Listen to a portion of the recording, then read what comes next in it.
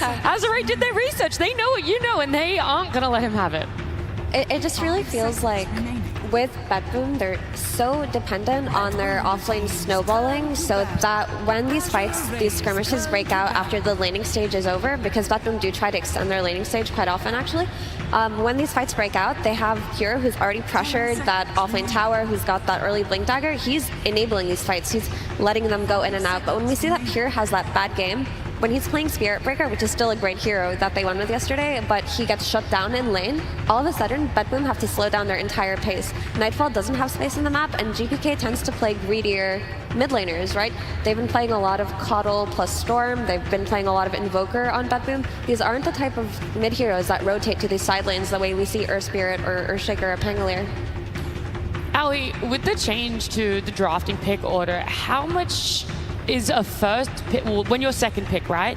How much of it is a reaction to what your enemy picks as their first pick, or how much is it, hey, we came in with this idea, this is what we're going to kind of first pick no matter what? I think you sort of prepare for both scenarios. Like you see like, oh, if they leave center in the pool, then we need to make sure we ban these two heroes, so they have to do like one ban into center. The drafting phase is a bit different now just because there's so many like banned into picks. Like here they get to ban the Morta, which we saw from Gaming a lot, into the Pugna, which we saw from Liquid a lot. So maybe they're watching the last series, they're like, oh, the Morta is a problem for this Pugna. Otherwise we think that, oh, CK was in the pool. And Spirit Break is also in the pool. I was wondering if they were gonna go for this one or CK. I mean, CK is one of the broken heroes. They can do a CK into Spirit Breaker even, right? Like, I feel like in this setup, Azure is sort of forced to like use one of their bans on Spirit Breaker, but honestly, they might be thinking that we can give the Spirit Breaker just because the hero is like more susceptible in lane. We don't care about the scale as much. We feel like we're going to be able to fight into it.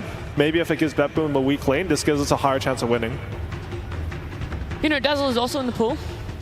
Just throwing out all the meta heroes. Nothing of value. Kunkka might be a good ban for Betboom too, just because it's annoying to play as a Lucian and CK, like with all the torrents happening in the fights. Yeah, Kunkka looks like a great hero for them, I agree.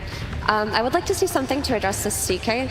And historically, the heroes that do best against CK are these heroes that have this ability to outdamage him throughout the game and kill his illusions. Like we've seen Medusas in the past. We see Lunas who have good lanes and can snowball with their team. They can deal with CK very nicely up until it gets to the late game point. So I wonder if Azure are going to go for the route where they address CK carry to carry, or if they're just going to try to shut him down through their offlane. The thing is though, Betboom actually flexes CK. Pure has a lot of games on CK in pubs. Honestly, I can't remember how many officials he played on, if he did, but I played versus offlane CK and like, I don't know, he's just carrying the game. So I think that might be something that Betboom look at, especially versus a Pugna 5 if they end up doing it. CK is one of the heroes that can sustain versus that hero and provide kill threat, which is what you want versus a support Pugna.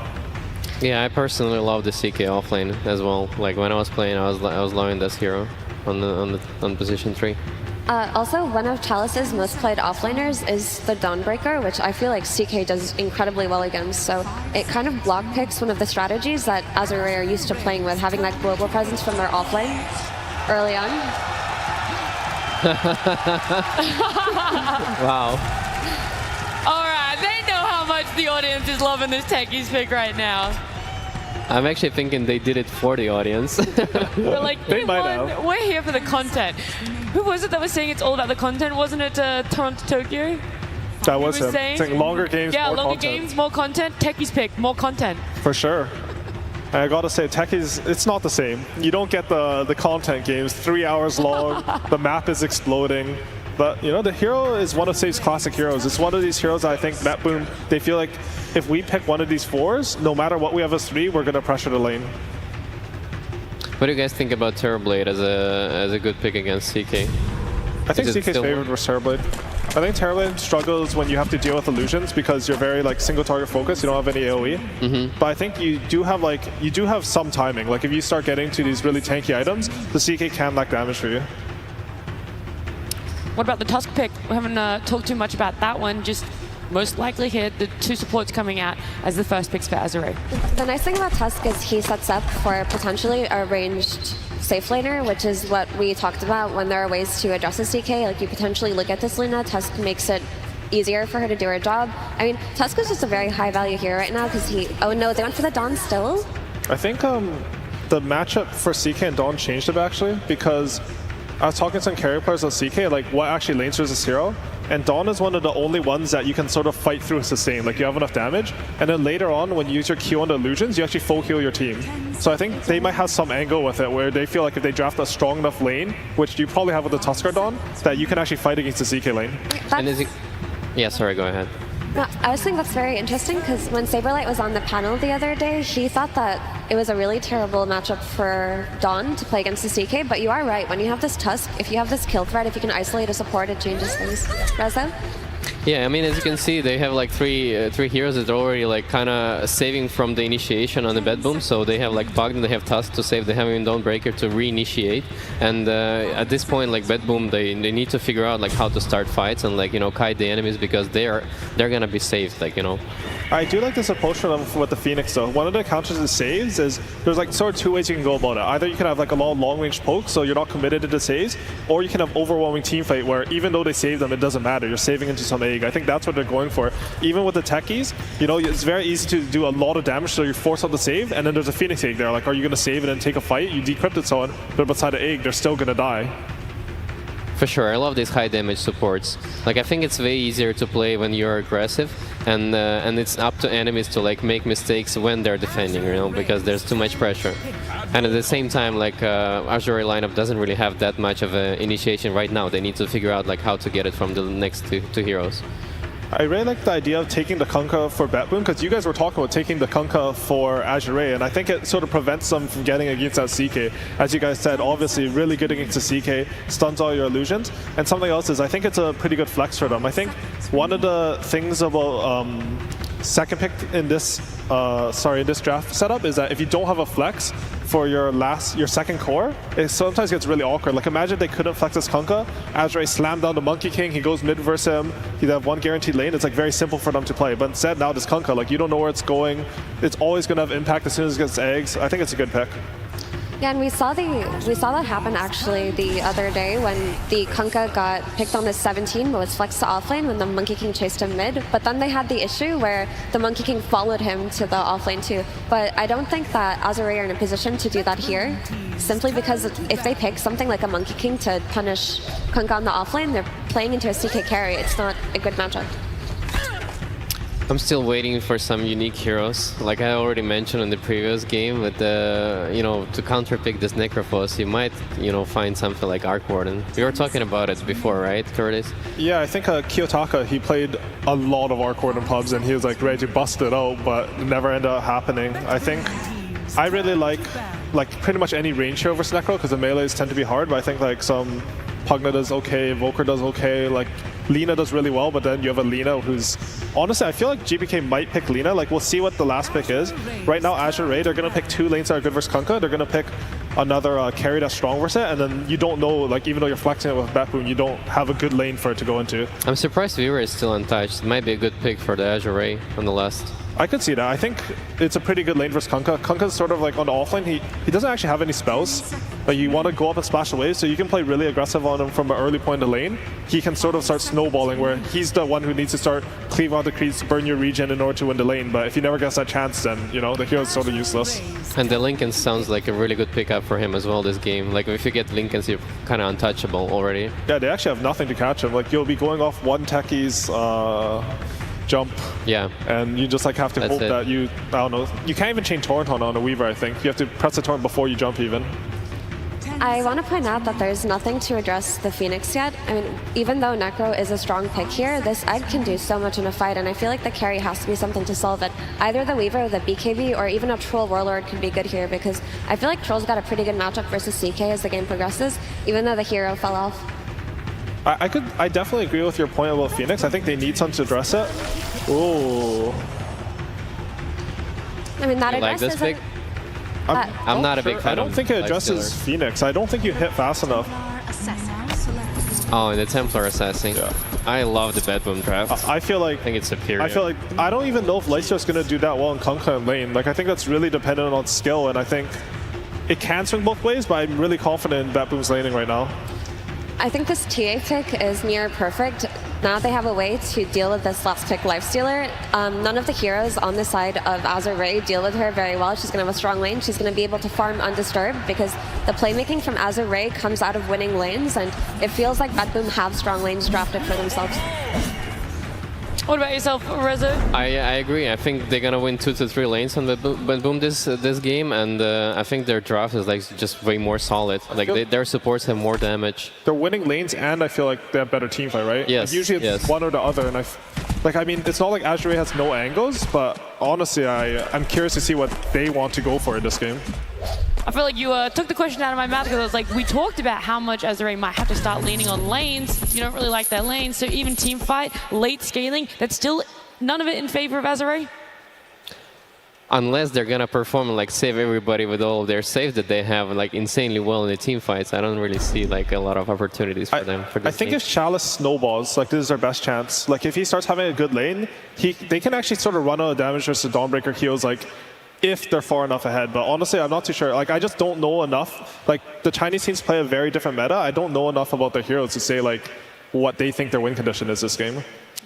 And the way that Chalice plays this Dawnbreaker is he tries to play around Somnus after he wins the lane, or maybe just get for kills on the side lanes, and they play to snowball just by running heroes in. They don't necessarily look for initiations. They just have a strong hero that kind of absorbs the enemy pressure, and they react to it, which is what they're doing with this Necro here. But I feel like TA has a free game.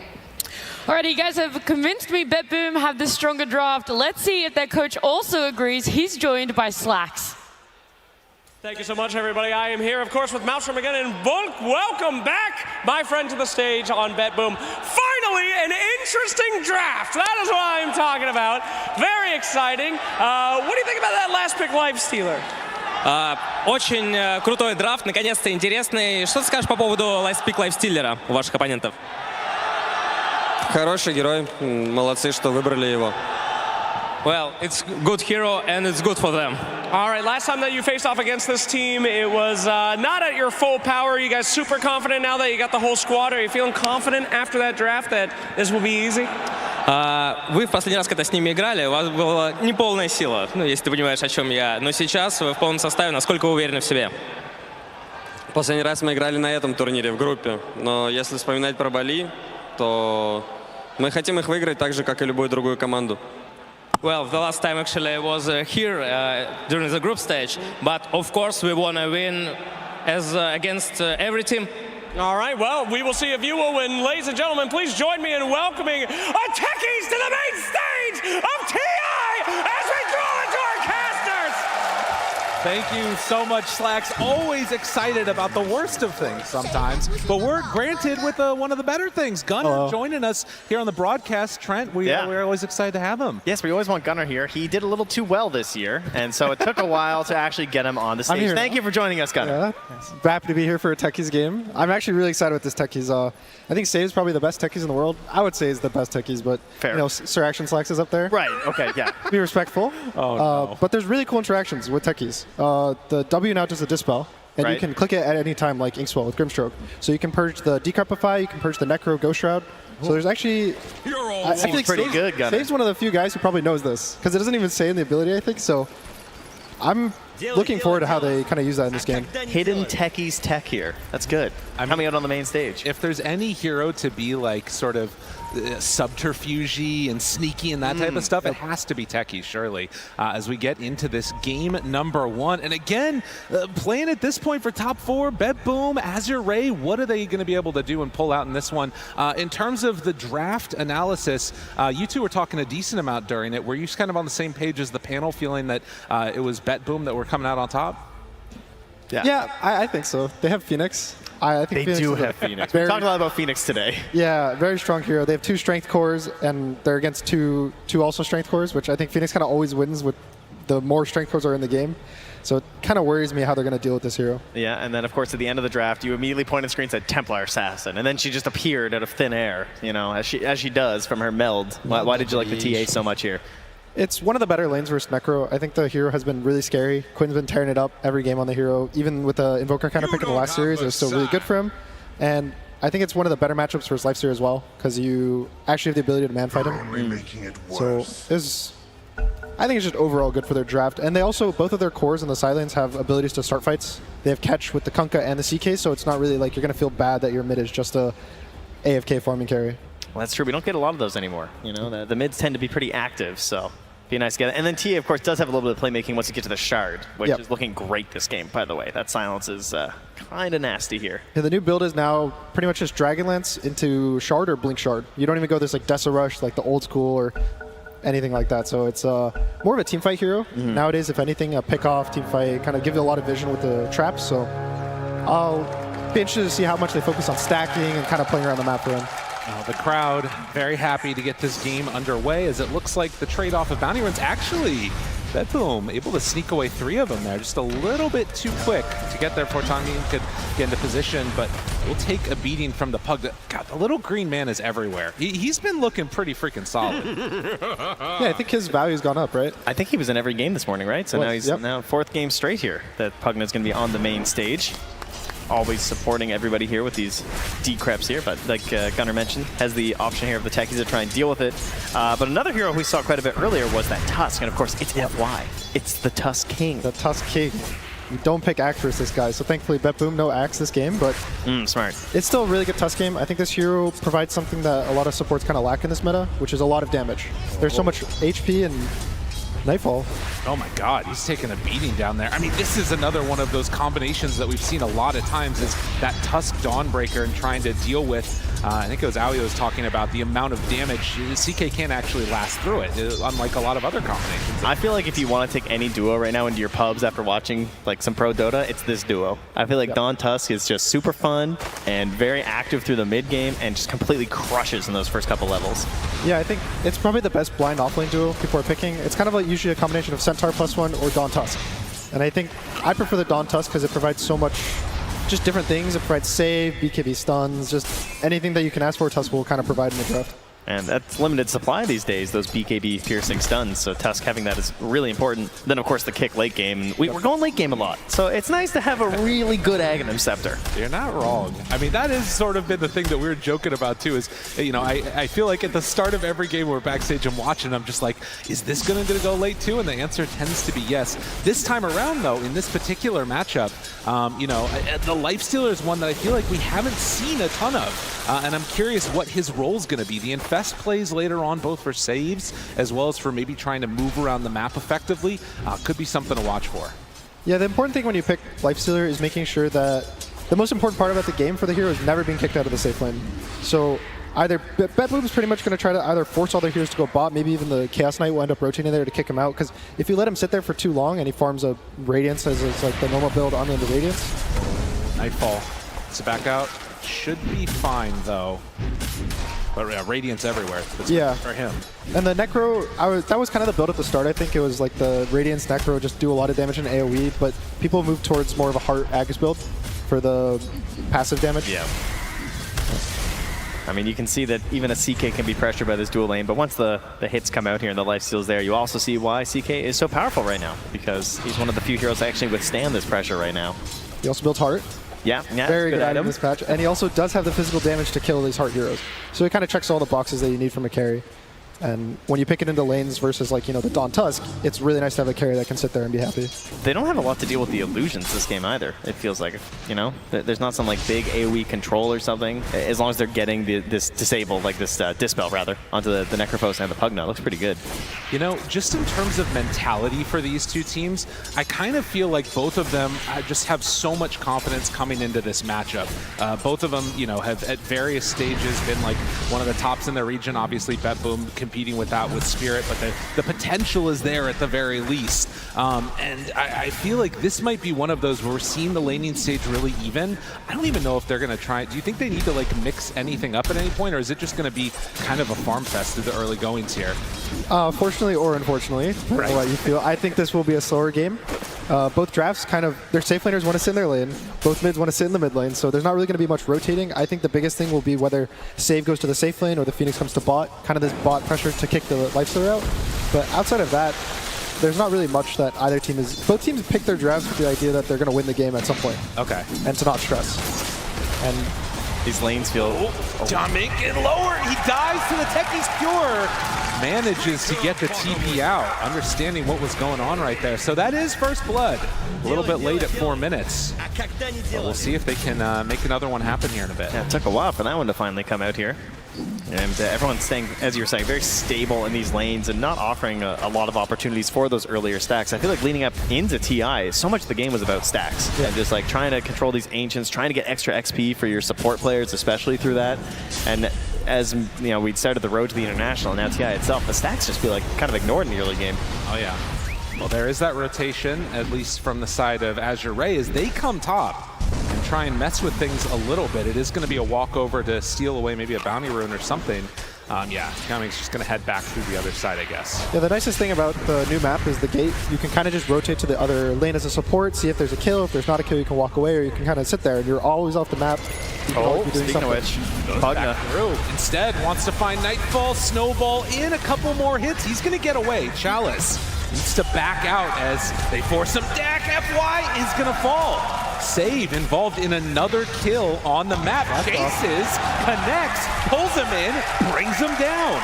3-0 Betboom. The save techies. Save techies. Yeah, that early aggression, right? 2 points into the blast off. Really nice TP. And something we haven't mentioned yet is the Phoenix versus Tusk interaction, I think, is really bad for the Tusk.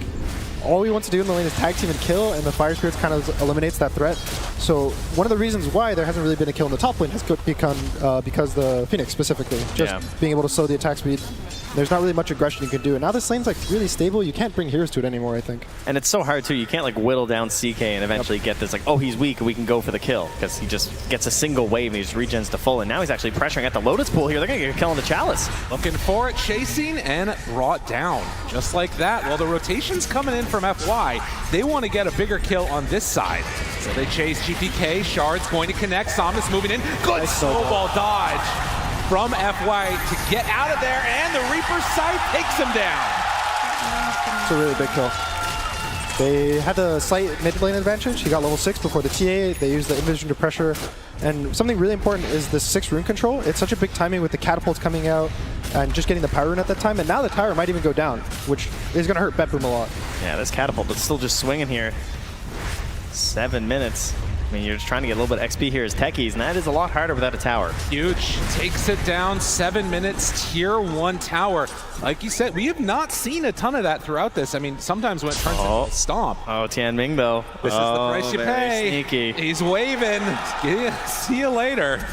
And save? Actually, I think has to back out. Okay. Kind of got baited there. This is now really scary for Templar Assassin because her Ancients are exposed now to any random ganks from this Pugna and the Tusk kind of grouping up together. And there's nowhere to farm. Her body block. Oh, gets across the bridge. It's a wide bridge, you know, 2 lanes. The Torrent's going to come through. One more hit. They bring down Coming on that Pugna. You're a trusty bit of a tough one for him so far. Everywhere it goes, he feels like he's dying. 0-3. Deal it. Yeah, it's a really good lane setup, I think, for Betboom. I would say they're kind of advantaged in all 3 lanes. So they're kind of proving that in this slight network lead that they got. But this mid-rotation, I think, if anything, is saving the game for them. Being able to take the tower, getting the map control, I think the game would look very dire if they didn't make that move. Yeah, it feels like they're running out of space pretty fast. They are still struggling as well. At least, you know, Lou's just hanging out down bottom. That is good news for the Lifestealer, doing his thing. He's doing his job. He's going to sit here bot. He's probably not going to leave the lane until 15 minutes and just be happy sitting down here. Oh, and you can see that in the mid lane, FY continues to make these rotations, get Somnus a DD, and TA is, like you guys are talking about, very much in kind of a weird spot. So it feels like they've come up with at least a bit of the answer for the early game. I really love this tower pressure from the Pugna, too. Oh, yeah. I feel like that's something that is lacking a little bit with the Pugna draft sometimes. Maybe you get into a spot where you don't feel super confident moving on to the lanes if they go a little bit poorly here. But Tianming's just like, yeah, I can get in here. You know, if I die, I die. But I want damage on this tower. Kind of scary versus a Kunkka with both, though. The interesting dynamic right now is that Azure Ray is really comfortable sitting in all their lanes as cores. The Necro will be alone mid and be really happy. Dawn's obviously going to be top, get solo level 6, and then want to ult away from her. She doesn't want the action to come to her. And Lifestealer's Lifestealer. So it's kind of on Betboom right now to either say to themselves, oh, okay, we're happy trading 3 lanes of equal farm with each other, or make the moves themselves. Well, a bit of a move here with that ward helping out. Looking Chalice in no man's land. Slowed, but gets away. It wasn't slowed, actually. So close to that level 6, but recognizing the danger, will manage to escape. 9 XP away here. Oh, wait a minute, though. Wait a minute. Walks into Toronto. Hello? Tokyo spots him, maybe? Not sure if they did. Yeah. Nightfall still chasing. The illusion is there. So they take him on a long walk. Finally, only a 1 second stun. I mean, they're going to... The supports are coming, but they're pretty far away, you know. Well, goes for it. The blast off connects, and this is actually turning out to be a nice kill. Chalice still not getting level 6 online. Stun and done. It feels just so sad. You know you want this kill so bad, but he probably missed a full wave for that. But yeah, still really good that they force it. Just wastes time from everyone. So at the end of the day, the TA is still farming mid, the Kunk is still farming bot. So wow, 2 second stun onto FY, saving that snowball. He should be okay as he went for the step back, but GPK making the move mid, finding and killing that Pugna. So 7-1. And the other thing that's weird about this is while the kills are going pretty heavily into the favor of Betboom, towers are dropping across the map. They've lost the bottom tier 1 tower too. I think it's mostly on the hero matchups. Betboom have the strong lanes and farming, whereas Azure have the strong like sit there pressure and keep walking into you and you can't do anything about it because of their HP pools. And so it's not too surprising that Azure is kind of leading the map advantage, but it's going to be more important to see if they can actually continue this forward, because I'm worried that if they don't continue this and they keep pressuring and the TA actually gets items into a Roshan, that there could be some group up death ball like we'll see a lot of Phoenix teams end up doing. Yeah, it feels like you want to maybe use one of these Solar Guardians at some point here soon, but then you're also kind of waiting for like level 6 on FY, so he has that big burst damage to come out and help assist with these kills. A lot of waiting. Yeah, I mean, speaking of waiting, I mean, I don't know if you guys heard when the game was starting, but there's an absolute powder keg of fans here for Azure, and they are just desperate to cheer for something right now. I feel like every last hit they're waiting on beta. Yeah, it's 7-1 right now. Like, they're just screaming as the game starts. It's just going to take one here, you know? They want Chalice to escape. He didn't quite make it. They've been killed in all these lanes, but if you get a couple plays going for Azure, they're going to hear this crowd light up. And so the surprising thing is Azure stole both experience, but both their subs are still not even level 6. And I think that's just because their cores are wanting to stay in their lanes themselves and not really giving this lane experience up. So it kind of is feeling really bad for their early momentum pressure, because neither support can make this rotation for the Dawn to ult. So everyone just kind of waiting for each other. Just maybe the subs are asking for a little help here and there to get experience, and we'll see what happens when they can actually get level 6s up. It is crazy to think that they still are not 6. I imagine they didn't get the Wisdom Runes, you know? Oh, yeah. Like, there's a real possibility of that. And still only 5.5 for FY as he just watches Lou take the enemy Ancients. It's like, please help me. Any experience is good with that cool set that he's got with the weird like after image thing. That thing's gnarly. This is the scary map setup, I think, for Betboom. Now, if you lose your Ancients as the Templar Assassin team, you feel really bad. All you want to do in the hero is set up traps, stack Ancients, and clear Ancients until you hit your timing, which for him, it's going to be Blink Shard. He's got the Blink. He skipped the Dragonlance, actually, to I think he wants to be able to fight earlier because he's feeling a little weird about the map. And he can't even farm his Ancients. So now he's going to get pulled into his Chaos Knight, and the territory's just going to start like slowly slipping up until Azure decides to take the tier 1 tower top. And they're looking to snowball too, right? With Save having that Spirit Vessel build. So try and get involved in these kills with GPK, get across the map, and as they try and bully Lou out of here. I mean, that's crazy. He just came up and stole 2 of the Ancients, took the hard camp too, and like you said, this area feeling very much constricted, and something that Lifestealer can definitely do. There aren't many heroes that can sort of feel that comfortable walking into that area without getting punished. So 7-1, still sitting pretty, and a smoke up now comes out as level 6s, I'm assuming, are just online. Wait, it's time. They're going to be twin gating it up here by the looks of it. They I like the call to Nightfall. Yeah, I like the call to make the Lifestealer come. Lou's going to take the gate with him as well. He wants to be involved in this fight. The Phoenix is 6. He can kill it with the Rage. So this might be a really nice connection for Azure. They are not even stopping for the tower. Just rolling straight through. Looking on to Chalice. Save. Able to connect. The fight going weird for Betboom, though, as they realize there are people behind. Can they quite catch up to Nightfall, though? Snowball, Shards, ready in a moment. Long chase. BK showing up. They turn. Say, fine, we'll fight you. You want to fight? But then the Dawn ulti coming through. Hits on all of them. Nightfall is going to die. There's an egg. The slices coming from GPK. Infest, Snowball. They don't have any more left. They're going to get the Reaper sight. Find the kill. Somnus hitting big. Lul chasing for more. They lost the Tusk, but they got the kills that matter. Oh, but there the Yules too for the clutch. As they run them down, Toronto, Tokyo in the dirt too. Yeah, they got what they were waiting for. Finally something to cheer for here for Azure. They got the move. That was I think this was a really good timing play. They get the armlet on the Lifestealer. They know that there's not really a point to keep just continuing the game state and just change it up, go take this top tower. And again, when this top tower dies, that's when it's way easier for Tusk to find kills with the Dawn ult. It's much easier for the Pugna to pressure the tier 2s kind of casually. And FY's ready to take out his vengeance here on his cores. He's going straight for the Midas, okay? You guys just stayed in the lane the whole time. It's Midas Tusk time. Oh, I love that. He wants the Ags. The Blink Ags late game tiger. Love that. I mean, it's interesting too, right? Because you see this moment where Azure is grouped together as 4 heroes, and you got to imagine there's got to be something that can come out, some big AoE spell, but a lot of them had been used. I mean, the Ghost Ship, all the rest of it, it's also a problem fighting into Lifestealer with that natural built-in debuff immunity. That was a great ship too. Oh yeah. It's crazy to fight someone that well. Like the Egg was pretty solid as well, but just too overwhelmed. I think the Lifestealer has too much health right now for Betboom to chip through. The TA probably needs this other item, whether it's the Shard or the Deso, to really like do the physical damage. And the Chaos Knight is really going to be weak versus the Necro, I think, in the early game. And the Lifestealer, he can't man-fight at all. So Betboom is in this really awkward position where you feel like you have the superior team fight, you have the Kunkka, you have the Phoenix, but you can't actually take the fights when you end up getting them. It's a tough spot to be in right now, and that damage is coming soon for GPK. He's about 1,000 gold away from finishing up his Deso. You have Nightfall sort of retreating in the top part of the map here, farming through with the Armlet and the Echo Saber, so the BKB will come relatively soon. Also, shout-outs in that one to Necrophos getting the early Eul Scepter, like we were talking about. Also has the Death Seeker, was able to make sure that they could get that Phoenix kill. Not often that you see that one get taken, but a good answer for Kunkka plays too. Yeah, for the Techies too, maybe, you know? Yeah. Also, the cool thing about the Shard is you can dodge the X with the Shard, as long as you're kind of like flying, you're, you know, phase shifted or whatever you'll call it, while the X gets you pulled back from the Necro. So it's going to be really hard for the catch. I also think he'll probably end up buying a BKB to stop himself from getting purged, to stop all the Phoenix damage, the Kunkka X. So he'll probably just get one more item, maybe the Heart that is very common in Necro, and then just a BKB, and they might just try to end the game around them. Feeling pretty solid. Currently, purchasing up a plate mail actually, even to tank up a bit. Thinking about a Shiva's Guard, that's a nice choice. Yeah. Very good versus the TA and the CK.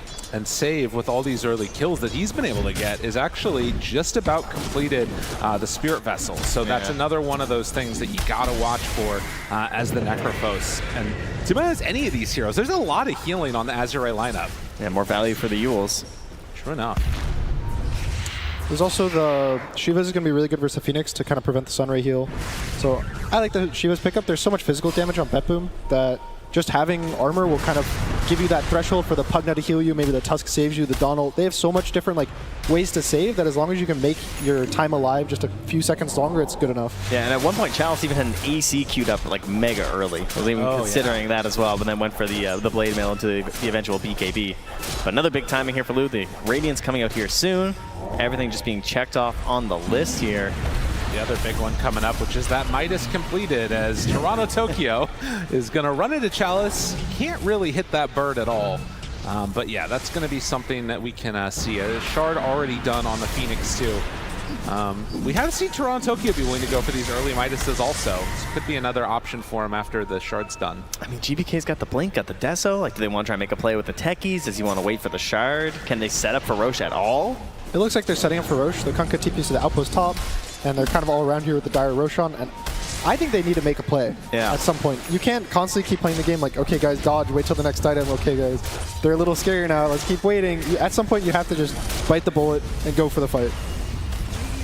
For now, it's kind of a light push here on the top tower, seeing if anyone jumps out of position. Maybe they can go for a quick X kill or something, but nobody takes the bait. I mean, this is really the Betboom Classic. We saw that match the other day against Virtus Pro. It was a similar type of story. Worked out for them in that instance. We'll see if it does in this one as well. But right now, they're trying to make it go. Catch on to Chalice. Bow, egg, everything. He's done. They managed to find themselves that easy kill. Will glyph the tier 1 tower up top. But this timing is pretty strong from Betboom. Toronto Tokyo likes to do the supports where you don't have to think about the itemization, right? Tree or Phoenix, just buy Shard, right? That's it. Life's good. Yeah. And Midas, yeah. Hey, if you buy Midas, you can be able to core. It was very used to being a core in the past, so it's, you know, just getting the muscle memory back. Well, Save. Tries to get out. The Infest, the runaway, drops down a couple of mines on his way out, but they will manage to find that kill. Ooh, chasing down the Techies. Radiance is now complete for Lifestealer. This is the scary phase of the game where Betboom is really not going to feel confident, I think, to make any moves on the map. And they're also not going to hit this Roche timing that I think was really important for them to do. Yeah. So their only move on the map right now, from an outside perspective, is to constantly kill the Dawn. If you fight away from the Dawn ults in. So your only choice really is to go wherever the Dawn goes and hope he's alone. while trying to farm up GPK. Like now he's going back for the Dragonlance. He still doesn't have his shard. He's going to be thinking about this Radiance too in these fights between the refractions and just the evasion and everything. Very frustrating. There's also a decrep to save. There's the Necro. So it's a lot harder than it looks for him to actually hit the heroes. Even if he has the damage, he might not be able to get it out. But further reason why you focus Chalice in these fights. Doesn't have a whole heck of a lot of net worth. Now, the Torrent, the pull-in, the stun, the combo, they're getting him brought down. There it is. Decrep. Oh, Tianming gets his buddy out of trouble just then. No infest. Get away, no infest, and Rage wears off, which means come on back, say hi. That was the Dispel. Almost immediately after that decrep.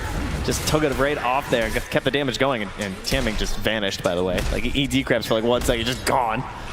That's one hero that GPK can knock down. Also, one of the cool changes with Kunkka, now you can X through the BKB, and as long as you do with like less than 4 seconds remaining, you just pull them back, which is a massive buff for Kunkka. I think that's one of the main reasons why he's been like so heavily valued. Yeah, I mean, sort of that change to debuff immunity affected a lot of things. It's seen even like the Tusk being able to make sure you can get snowballs off against BKBs, all the rest of that. We're still figuring a lot out, I feel like, when it comes to that too with a lot of heroes. The Alchemist being able to stun and not always stun himself. It's a weird one. That's how it goes.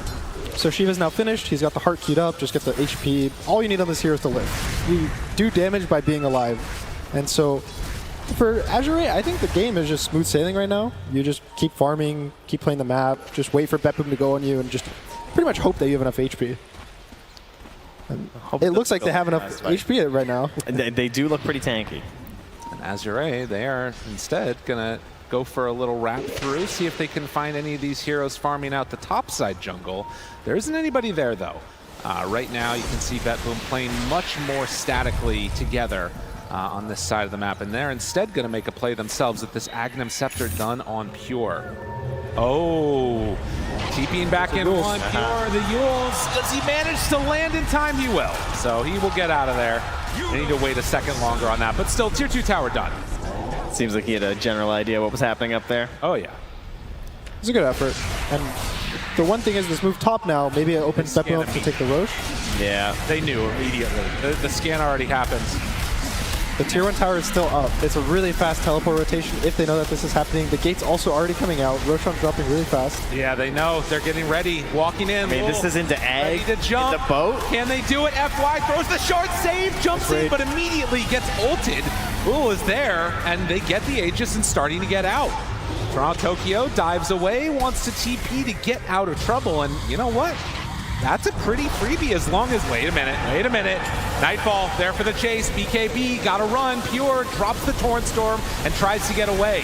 Do they have enough to escape with Nightfall? Shards is gonna catch him. Nightfall in trouble, and the Dawn Ultimate comes out. They take down Nightfall. As Tusk, you don't have this just free BKB TP, so he has to run it off, and again, that ability to go through the debuff immunity coming in huge. Nice timer being put in the chat for the Aegis. Love that. Very helpful. At least they got the Roche. They got the Aegis. He kept it alive, so they'll have it for the next fight. But I don't really know if in the fights that the TA is dying, it's going to be beneficial for them, because he needs to be alive the whole time doing damage. So I think, if anything, this Aegis will more be a deterrent to hopefully make it so the enemy team doesn't get Aegis and they could delay the game. They need to hit this next set of items for Betboom, and that's when they really start doing the damage. Well, speaking of which, they did finish that Midas on Phoenix, so I still on the prize of trying to push this towards the later stages of the game. I mean, so right now it definitely feels like Azure have a strong command of the map. They can move wherever they want. They're farming up where they want to. Do you think they want to push the tempo faster and put like a sort of really big burst in the side of Betboom, or do you think they're more comfortable with it just sitting around? I think you always want to, but high ground is so scary now, especially to the Kunkka with all the random spells that he has these days, the Phoenix. It's just so hard, and you feel like that's where you lose the game. It's going high ground prematurely. Wow. So they want to just make sure that it's much better to make the game go late than to lose. They find one. That's the Pugna. Tidal Wave pulls him in closer along with Lul. They start to burn him down. Stun also connects now onto Lifestealer. He's down so low and gone! How did that happen? And now the turn on to Somnus. This is not the way the fight was supposed to go for Azure. Save lives. It's Somnus in trouble still. They pull him back in with that X. Got him caught and killed. They were just kind of poking a little bit there. And suddenly they just got this huge fish. I don't think they were expecting it. I think that was the Kunkka Ags just randomly caught him with the Torrent, and they just got chain stunned for like 5-6 seconds, and he just went down. Oh, that's got to be so frustrating. I mean, one of the few downsides, I guess, to Lifestealer is you really don't want to BKB. That's 6 seconds, you know? He has it queued up. Yeah, that's tough. Said that. Yep. Yeah, he realizes, like, I don't get to live that life. I mean, it's also one of those things where, like, any type of status resistance maybe or something like that, and maybe you can, you know, survive through it. But if you randomly get caught by that Torrent Storm, it's dangerous. Yeah, and you can't even status that one. Yep, that one's Oh, right, that's a good point. Watch out, Spirit Picker players. Dangerous. Don't fly into the Torrent, you know? It's a spooky one. And so Betboom's kind of getting online with their fight. I would say that Kunkka Ags is one of the strongest team fight spells in the tool. Just the water park everywhere, and with the Phoenix, it makes it really hard to hit the egg. Even just to kite away from the egg, it kind of ruins everything. And GPK is starting to really hit this damage timing, where he can kill everything. And again, he is saved to dispel all the just random ethereals between the Pugna and the Necro. And he had that shard still queued up for a while, but then after a huge fight like that, he wants to grow a little bit larger here. Go towards something a bit bigger in the Nullifier. Obviously very useful again for all the same reasons where the Techies Dispel was going to be solid. Trying to help you out versus this Necrophos, this Pugna, all the saves they have, and now even the Orchid to perhaps deal with some of the saves that FY has.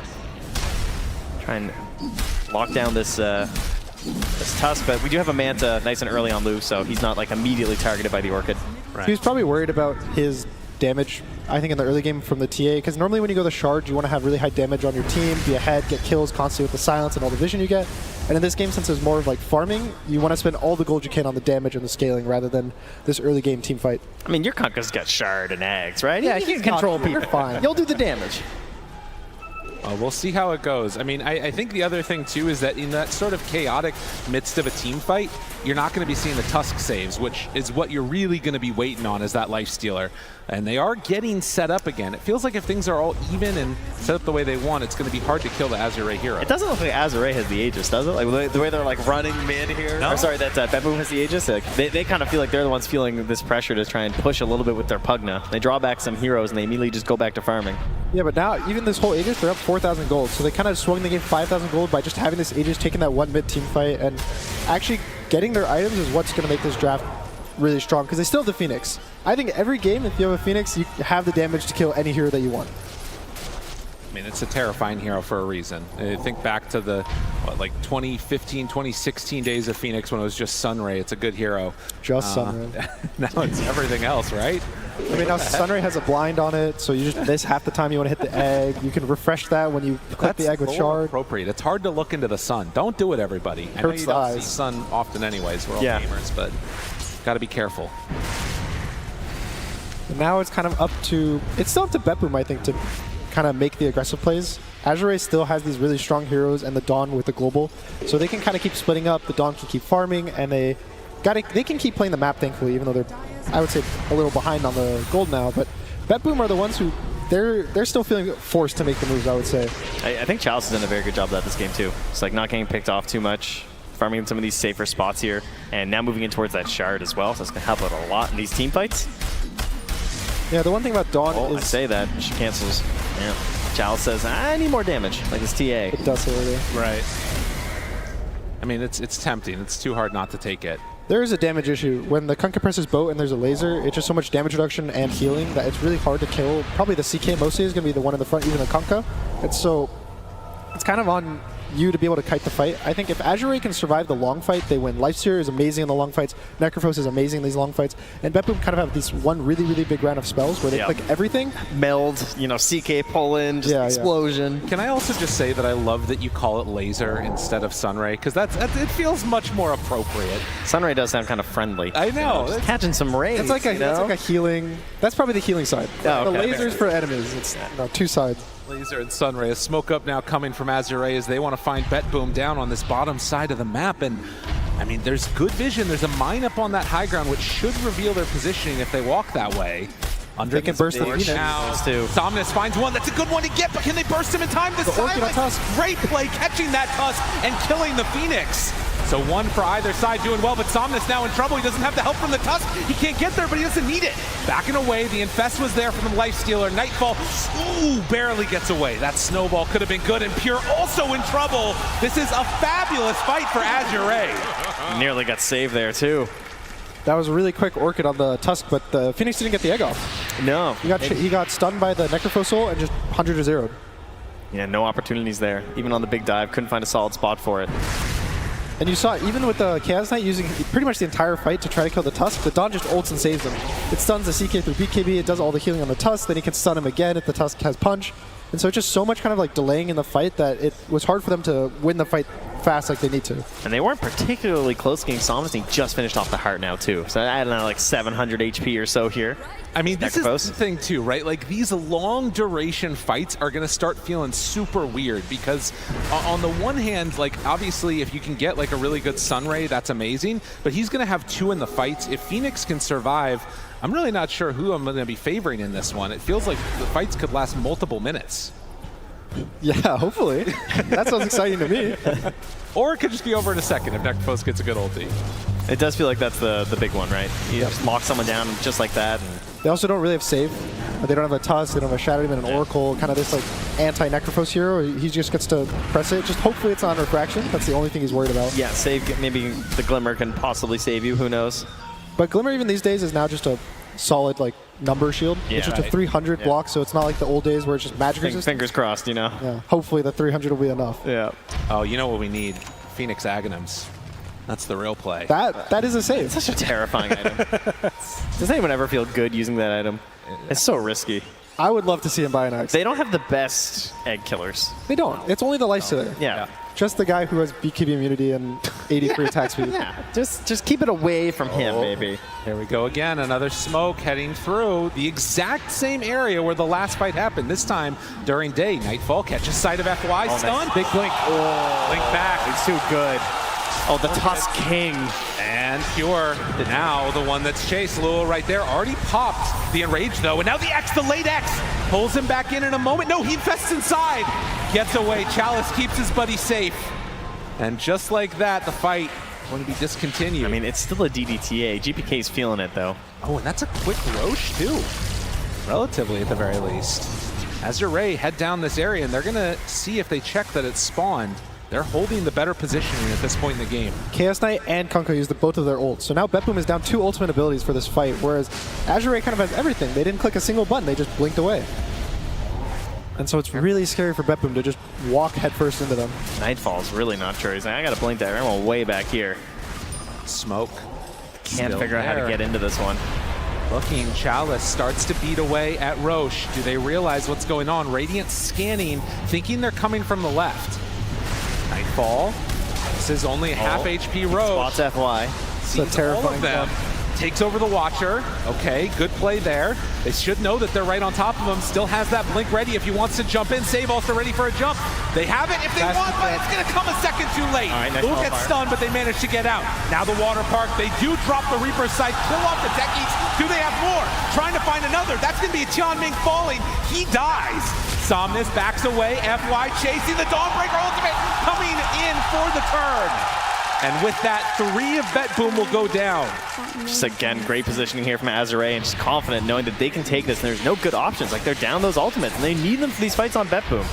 It's a really fast decrep. There's a nullifier now, but even just saving the Tusk, kind of delaying the fight, everything they can do to make the fight last just a fraction of a second longer for Azure matters so much. Yeah, and every time that you're using another disable, another save, that's what helps get Chalice at the backside of the pit, right? Able to survive, then goes for the Solar Guardian to absolute guarantee the kill and the saves. No concerns for them finishing that one off.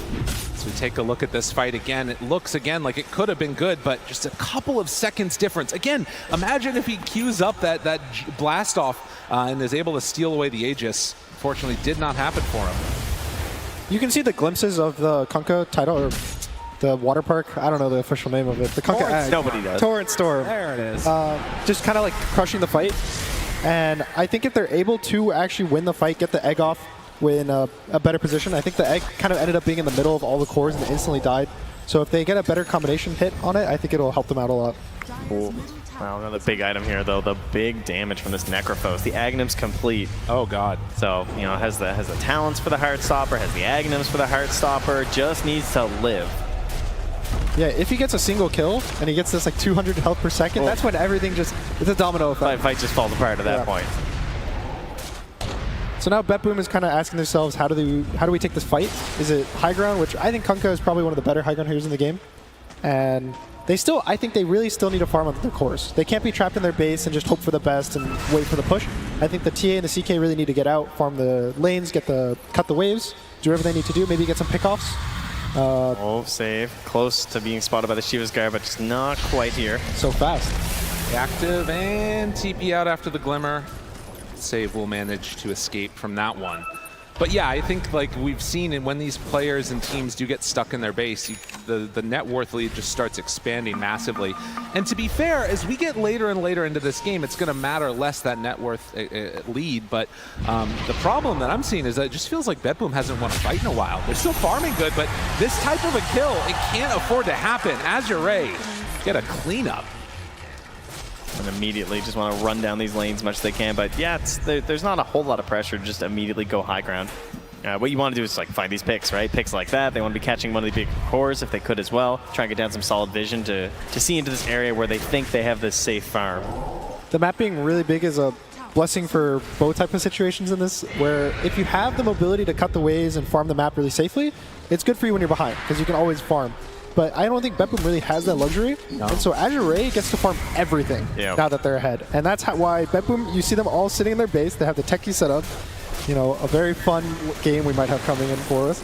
And they can't really farm, because anytime they're out, they might get caught like the Phoenix just did. And they get maybe 10% of the map is theirs, and they have to hope when the waves push in, they get that. And everything else is Azure's territory. Just like TA traps are their hope, really. They're like trying to whittle down some of these waves as much as they can.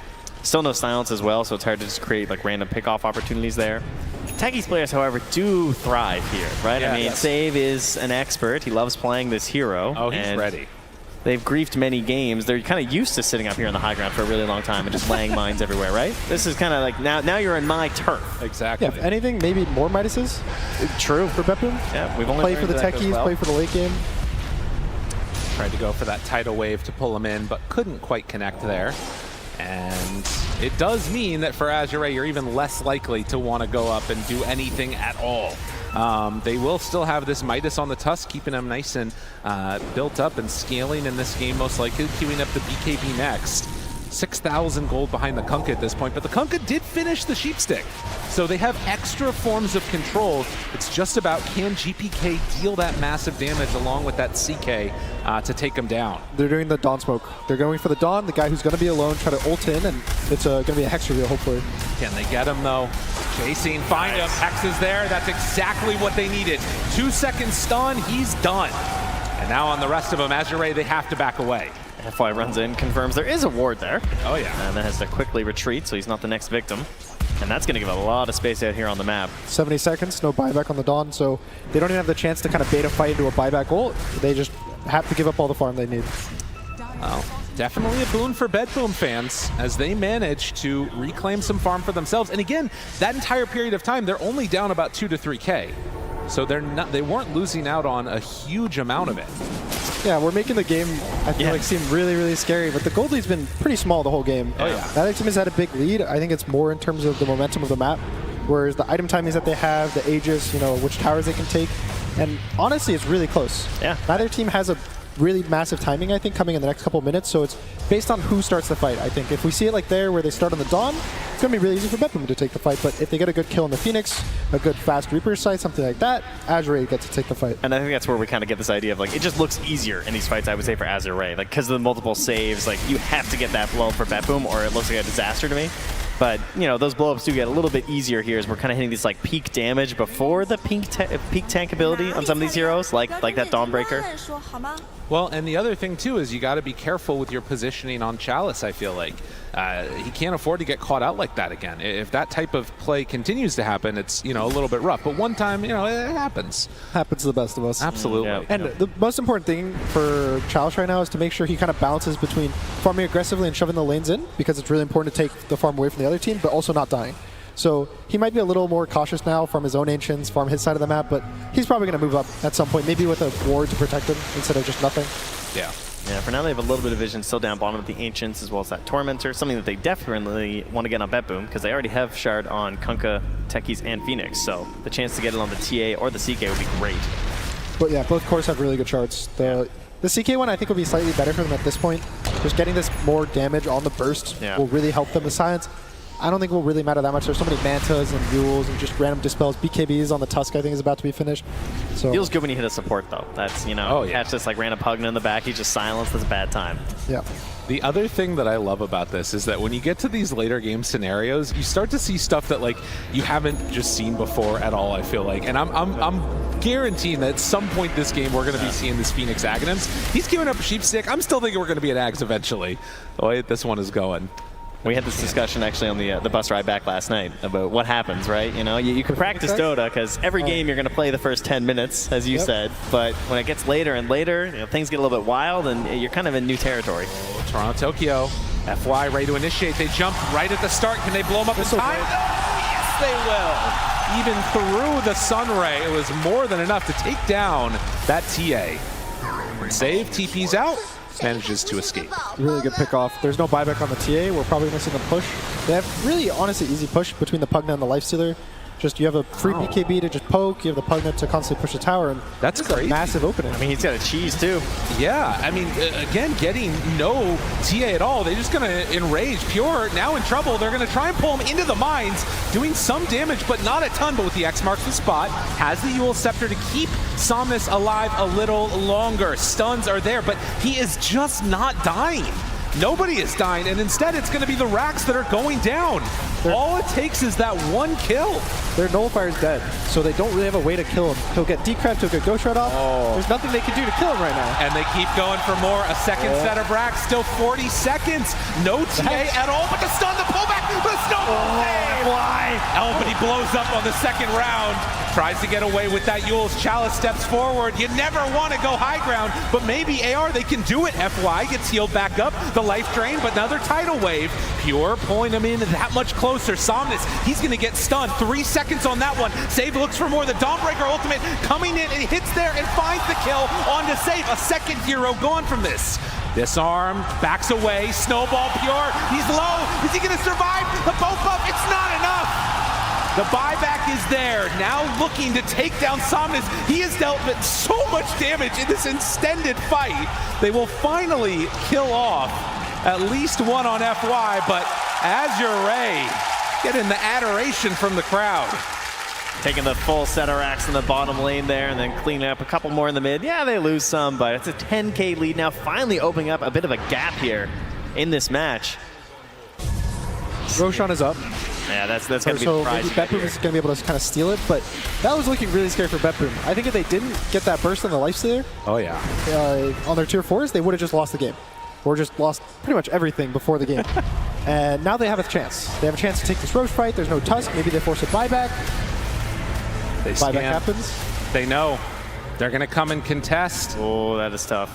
I mean, it's a scary fight. Love to be able to get this one, but it's too hard to do. Yeah, and I mean, that's the thing. There's a couple moments where there's nothing happening in this game, and then in a flurry of about 7 minutes, the entire thing is broken wide open.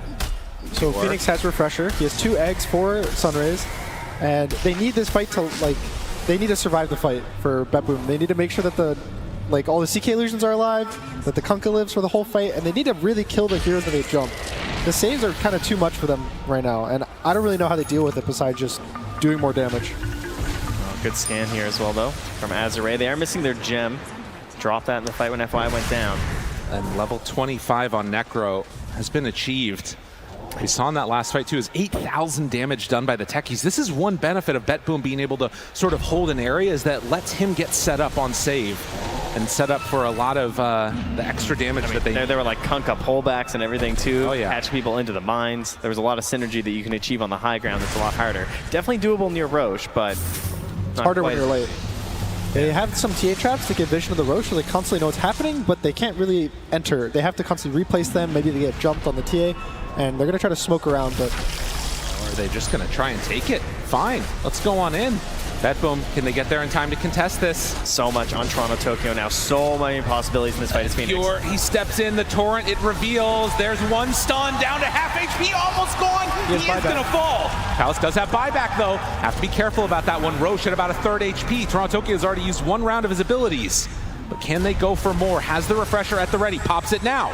GPK beating into Somnus. Somnus has taken so much damage in this game. I can't tell. He's always full health. Yeah. He's tanking through a whole lot This is a scary situation. The egg outside the pit is really hard to find. They jump, they try to find him, but the snowball save is there yet again. Will it be enough? He's getting in, pulled far forward. FY, they buy back onto 2. Nightfall. Back Chalice. If he goes down right here, this is it. Chalice gets separated though, and there's the Reaper sight. Available for the turn, but still Chalice and FY are dead. So are the CK and the Techies. They have to back away from Lul, but Pure, what else does he have left in the tank? Somnus is still just at full HP. GPK knows there's no sight here, but how much can he go for? They have it, thinks about the jump, takes him out with one shot. There's the tidal wave, but the rage is there. Lul, he says, no, you're not stealing my Aegis. They take down Betboom team again. And somehow, after all of that, it's a 1K gold lead. That's it. All right.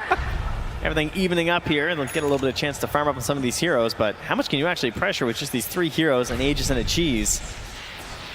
They probably can end up pressuring mid, but I think the safe thing is right now just wait. They're confident in these fights, and you see here, it seems really easy. They have the buybacks, it's a Radiant Roche, so they have the advantage. That's where all their gold went, just the buybacks, but they win the Roche fight, and that's all that matters. I guess he couldn't pull him in or something there. It looked like it was a snowball save, but FY didn't actually get him. Must have been a little too far distance. The fight looks really scary when Betboom does win this fight really fast. Yeah. He got a bunch of kills, Chalice diebacks, the Tusk diebacks, but there's a second round of lives. I mean, there is a condition though. Obviously, you get back into this game now. They're at the middle racks here. They're still missing a couple heroes, but they are pushing. But there is Lifestealer or no buyback, right? That's definitely one thing they can be hunting for. They have this big burst damage. We've seen him go down before. If he gets caught inside the water park, that could be an opportunity here for Betboom. And they definitely have a little bit of push. I mean, is Somnus actually going to die? I don't know. This is huge. He's 10-1-8. They're going to try and jump on him here, but he's just healing through it all. They actually are not doing enough to him. I don't know what you do against Somnus now. He is a problem. I think your goal is just to avoid him. Just every time you see him and you hear someone say, guys, kill the Necrophos, just say to yourself, like, no, guys, someone else, please. Like, kill the Pugna, kill the Tusk, anything that's not the Necrophos, you have to make sure that no matter how good it looks to kill him, you just don't take the risk. You need to give him your bristleback treatment. Okay, he's going for the infused Aghanims as well here on Somnus. Moves in, 1-2 shot, but the heal with the life drain is ready. There's also BKB now finished and delivered to FY on this Tusk. So huge for the saves and trying to not get caught inside of Kunkka's Whirlpool. It's got to be so stressful too. You're on the verge of getting even further into this tournament for Betboom. Would love to be able to come away with this one with the first game victory, and Azure seem to be in position to keep this pressure and momentum going as they send their sights up towards the top side of the map. Ob sentry combo here. Jump. Nightfall. Finds him. Good damage. Good damage. Is it enough? Yes. Just lurking, waiting for you to step out just the tiniest bit from your base and immediately punished. And that is no buyback again. 800 gold away. This is another huge moment. These cores of Betboom getting caught without buyback. Luldo, can they do something? Imagine. Maybe they don't need him. All right, that's Aegis. That's Aegis. Can they do it again? Somnus standing on top of his buddy, ready for an infest if things get dicey. Well, that was kind of free. You're not wrong. I mean, you need something like that right now for Betboom. Put a bit of gas in the tank here. They're going to lose their ward on the outside of the base. They're trying to keep an eye on them. I've never seen that hammer talent. That's crazy, the distance of the Dawn W. Especially if it's a TA, that's pretty cool. Yeah, to just cancel the blinks, just maybe catch the Phoenix off guard, slow him. The range is insane. Oh man, Chalice drops the hammer and takes the tower. So it's going to be a slow burn push. The Pugna just presses his Q off cooldown, just slowly whittles it down. Lifesteal's going to slowly whittle it down, and there's no rush. They're hanging out. They're having a good time. Well, apparently Chalice says there's a rush. He runs in, finds the Phoenix, forces him to back away, and they go for more. That's already the melee racks down. Somnus stepping up. They're going to drop the water park. Hits onto one, but the snowball save there again. Nice snowball. Nicely done, and gets over to where the dead creeps were too. Why not? And CK's just coming back up right now. But can they get out? Yule Scepter looking pretty fine and gonna Death Seeker to the low ground. Azure get the whole set of racks and they get out. He's really hard to control. Very difficult there. 13,000 gold lead. First time that it's been this big the whole game. It was a really close game, but after these kind of Roche fights, all the buybacks, it just seems so hard for Betboom to actually take a real fight for themselves. I mean, it still is sort of evident of how, you know, strong they feel like the Betboom team fight is, that they're not willing to go for the all-in-play for this other set of racks. With all these mines that are set up and the rest of it, it's got to be annoying to try and play into.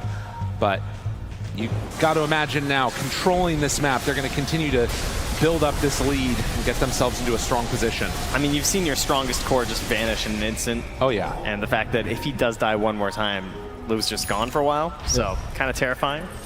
The cool thing is, so Lifestealer got the Ags from the Roche fight bot, and it's another way to BKB disable a hero. So he can jump the TA when she BKBs, and it just disarms her through BKB for the entire duration of the infest. It's about, I think it's 4 or 5 seconds. Yeah. So if he gets that on the TA, she's just stuck there doing nothing with her BKB, and when TA doesn't have BKB, she can't fight into Azure. That's a really good point. Yeah, I forgot about that. The Infest could be really strong, and it's got decent range now, Even picks up a Blink, a Swift Dagger. Yeah, so. He just got the Blink too, so it can immediately just jump in when he's needed. And no Lincolns, I think, on anybody from Betboom, so that is a really frustrating situation for them. As long as he doesn't jump the TA with Fraction, she blinks backwards into Found or something. Oh, yeah. Shenanigans. That could be an issue. Everything will be okay.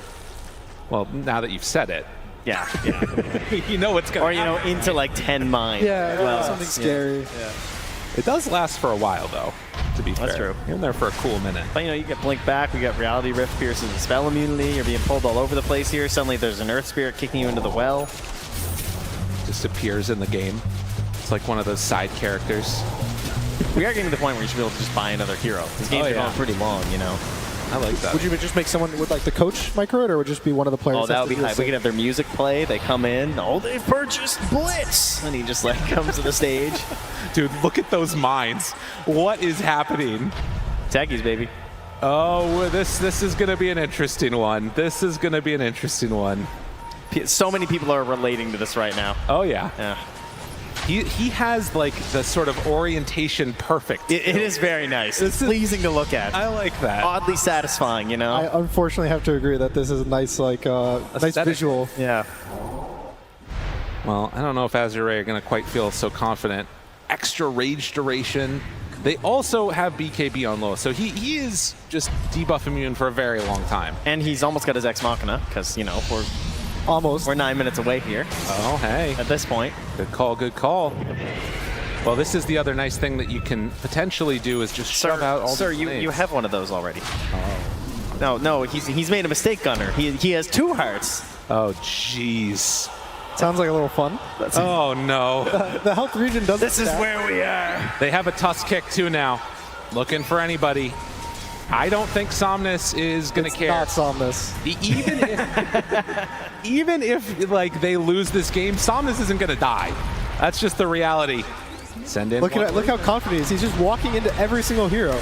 Dude, he does not care even a little bit. That's disgusting.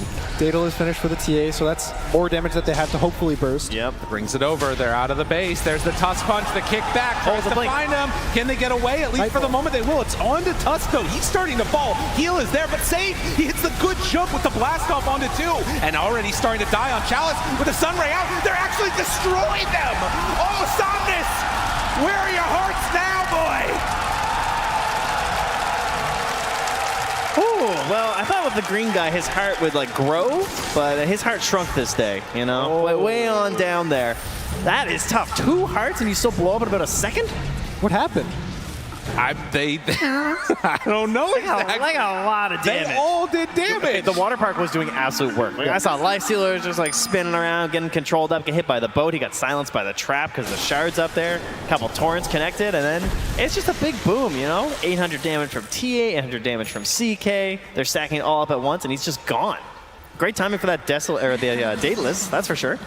It looked like a really good initiation, but the TA got the blink off right after the kick, so they don't really. They kind of kite this kick out. The Tusk doesn't get his BKB off. Oh. He just gets bursted by the Torrent Storm, and I think after that, Charles also gets stuck too. Yeah, and then Hexed. They all drop just so quickly. And I mean, this is really the problem, right? You're talking about late game Dota where one fight and suddenly they're up on your high ground a lot of time on these respawn timers.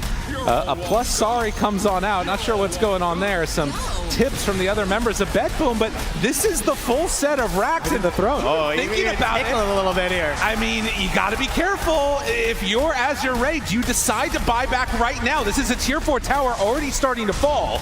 They have 38 seconds on this lifestealer, but they're going to back out of Betboom. They get the glyph, reset. FY setting up. Sir.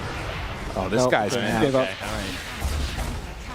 He's going to relax a little bit here. Just wanted to burn his TP cooldown. Roshan is up, and that's a big thing. Yeah, they got a minute So late. left here, too. This is going to set up for 60-minute items if the game doesn't end after this Aegis. There's an Ags, which is really big for anyone. The TA can get the Ags, kind of move around the map. The C can get the Ags and just have so much physical damage. So if Betboom gets his Roche, I think it kind of swings the map, or the whole game state into their favor. Yeah, and it should be very fast. I mean, they're starting to move here from Azure. Getting there as quick as they can. I mean, the crowd has been cheering as much as they can for them. The air kind of got sucked out of the building in that last fight. Oh, you're not They want to wrong. come back alive right now. FY, they're scanning. Toronto, Tokyo up on the high ground. They already are in there with Lou, but GPK, he gets the Aegis. Chalice shows up, able to steal the Aghanims. Okay, that's a nice win, but Chalice is going to die for it. And dead for 100 seconds, no buyback. That is kind of sick, though. It was kind of cool. Yeah, Feels cool. yeah. I don't know He's how much close they to his can do. buyback. I think FY is going to get a bounty right now and get buyback for the Dawn. Oh, that's huge. Okay, not so bad then. So it's not as scary, but TA does get the Aegis. They get the Roche. They kind of stop it from Azure getting it and try to close the game out. So a good timing for Betboom. Well, I mean, that's the thing that's interesting, is now it definitely feels like the fight is just kind of reset. And the entire game has, in a way. Because you didn't get that Aghanims, which can so often like start snowballing the lead even further, or at least regain control. The Aegis on TA, it matters, but it also feels like there's a lot of great ways that Azure Ray have to set up on the TA after the Aegis, you know, she comes back to life. Yeah, again, I think for Betboom fights, it really has to be fast. You saw in this mid fight, they got a kill, a kill. It was like 10 seconds, the fight was over. And Azure Ray, all the fights they win, it's like, oh wow, he's half health. Oh, is he gonna die? No, we're gonna snowball, save, heal. And so for Azure Ray, this Aegis doesn't really matter because you want the long fights. If you kill the TA, the fight's probably gonna keep going long and you'll keep winning the fight. And so for Betboom, you don't really want to be able to have this slow burst fight where one of you dies. And part of the problem is that we saw all this ability to defend the high ground from Betboom. There are similar abilities here for Azure, most notably the kick, of course. So we have to be very careful how they use the Kunkka X. Well, yeah, they used it immediately. And he actually, he gets snowball because of that. Oh, FY did not maybe see that X, not sure what happened. Will snowball a second time with the Torrent Storm going out. Not easy to take this fight. They will kill one, but can they kill another? They pull him out of position. Yule Scepter lift up. The boat is going to not land on him. So they are able to survive with Chalice not buying back. But FY, wait, he bought back! FY, does he have enough to stay alive though? The stun is there, a long duration, but no, he's gone! Just like that one! GPK stunned for a little while, Chalice still there for the control, but he's out of position! 3-second stun, starts to fall and gone! Can they find more? But there's the Reaper Scythe, there for a turnaround, the fight, it's lasted too long! This is where Somnus shows up! Gets the blink away, GPK managing to escape. Oh, thinking about something here? Wait. A little crazy? Yule Scepter, hold on. Can they do it? GPK wanted to fight, but is it actually going to work? They're all lined up. Pugna starts to fall. He goes down, but he's inside. The Infest, he's disarmed. They can't hit. The right click, it's enough. Lul takes them down. 2-second stun onto Somnus, trying to get the kill, but he transfers it over. Gets the cheese off in time. The Lotus, not sure what it was, but now he's over to the side and Somnus still living. Somehow, someway. Somnus, he's gonna do it. Triple kill for GPK, but is it enough? Can they do it? They take him down. GPK trying to run, but no. Somnus is too strong. Oh, it's so much damage just everywhere. They're buying back, they're boxing back and on top of each other, trying to finish this game. There's creeps in the mid, the Catapult's taking down the tier 4, but it doesn't matter. And there's two big cores, no buyback. Phoenix, no buyback. And Somnus is already in the base, Boots traveling in. He's in the base, he's dropping the FE voice lines. It does not hit that hard, but it will keep going. They don't have a way to deal with this guy. Not enough left in the tank. Somnus, he has stayed so strong throughout this game, and he is going to right-click these buildings down. 50 damage at a time if he has to. Chalice shows up now as well, and with Lul also in tow. Azure Ray, what more do you have? You have enough to finish this one off. Save tries to stop it, but it's not looking like it's going to be enough. Techies is going to fall. Azure Ray take them down. by bit, building by building. Another blast off, almost enough to kill Chalice, but he's barely surviving. There's the infest play. GG is called.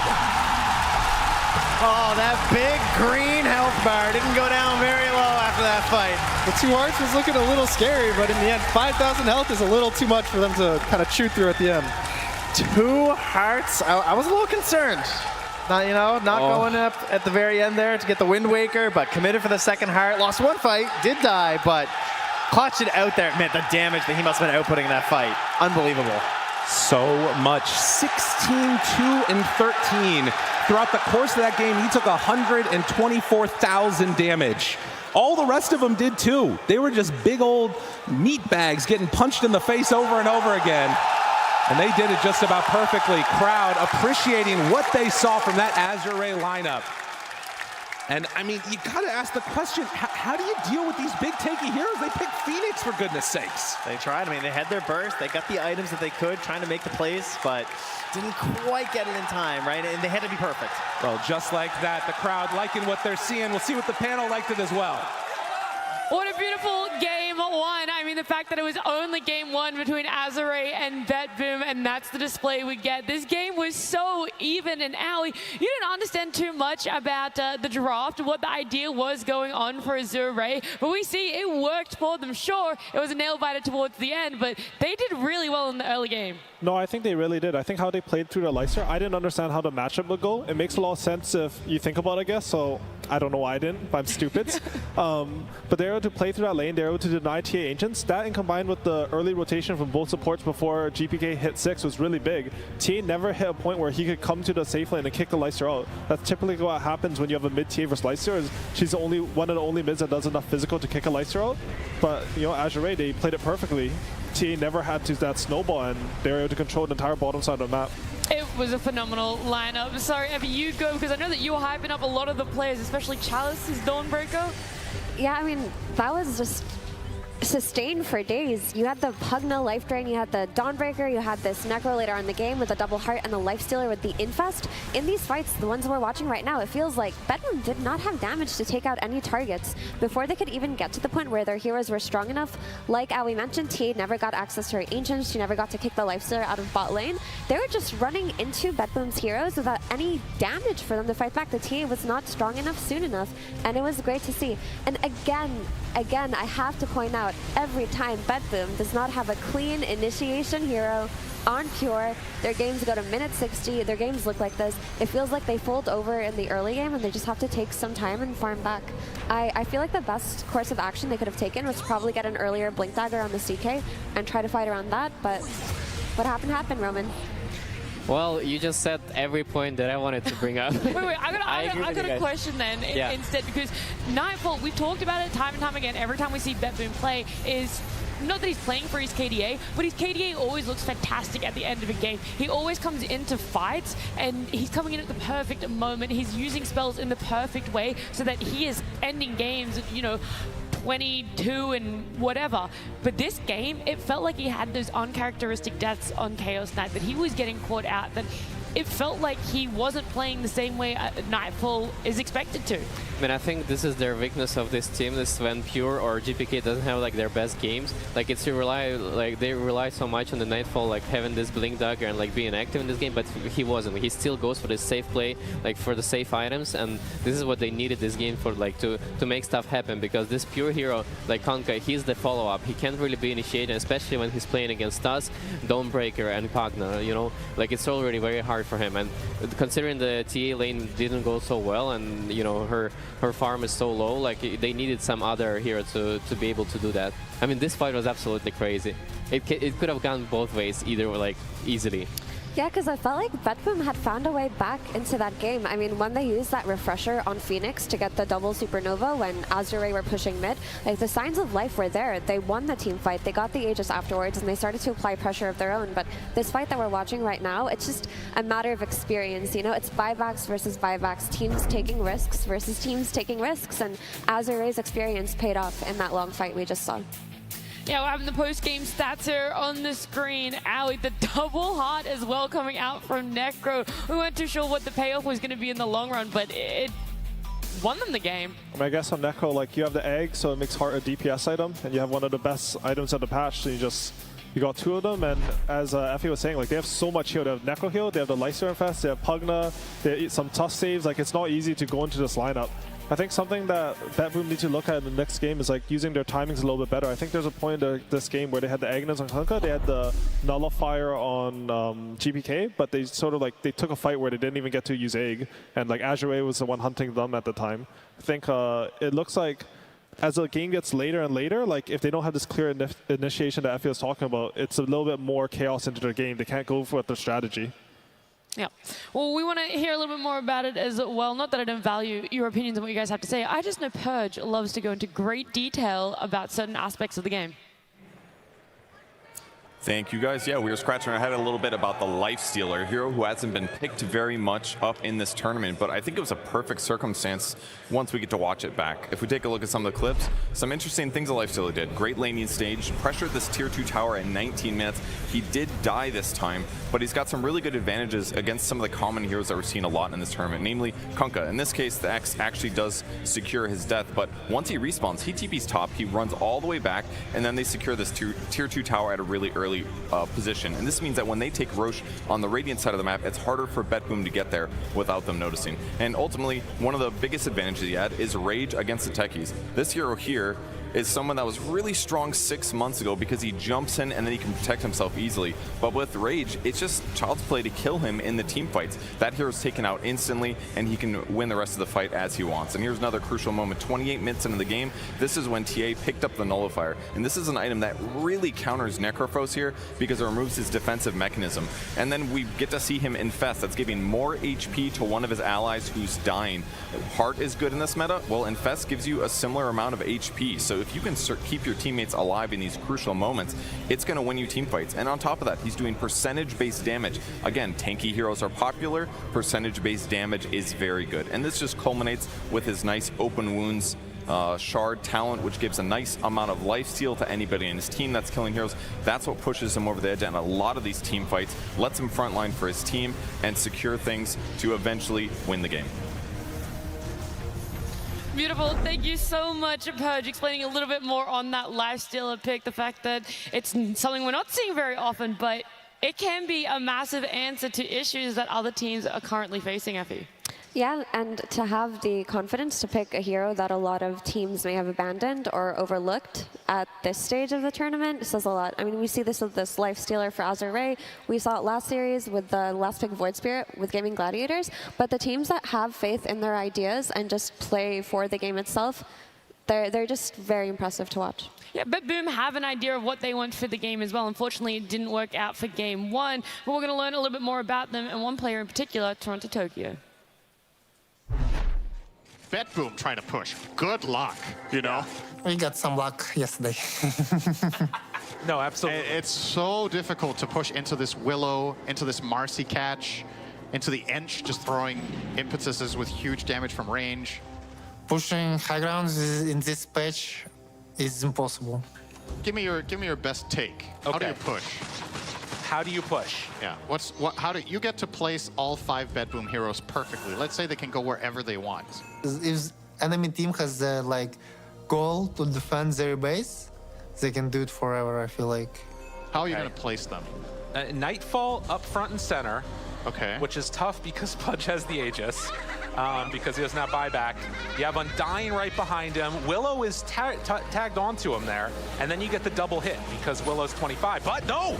Instead, just step up, and that's already a tier 3 tower gone. Wait a minute now, the hook, the connection, Q, he's in trouble!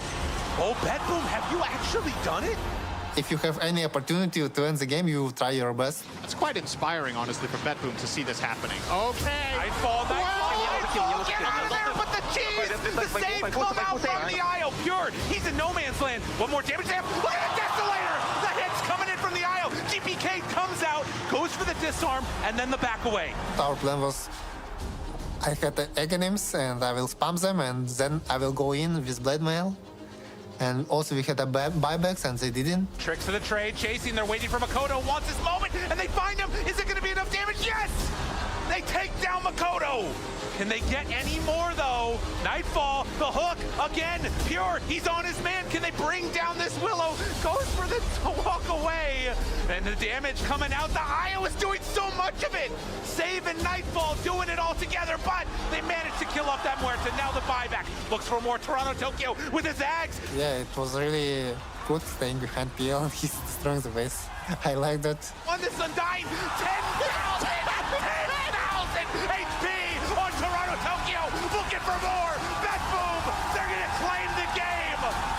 How do you do that? How? I really hate losing.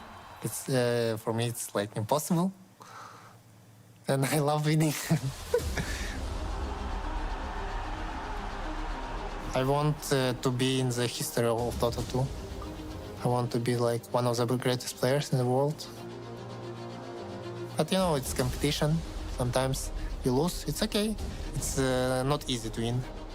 All I want is to face Spirit in Grand Finals. It will be really hype.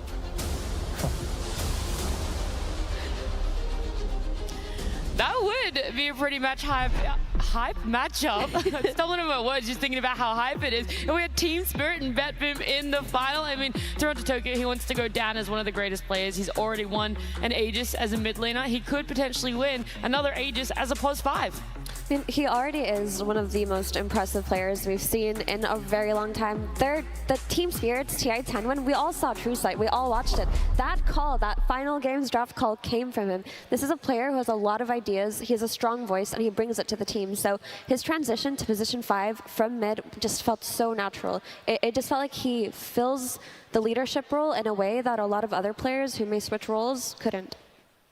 How do you feel, Aoi, about this transition for Toronto Tokyo, especially when we see his heroes? I mean, we saw a recap of his Undying, how unkillable it was, and then his Phoenix in the most recent game.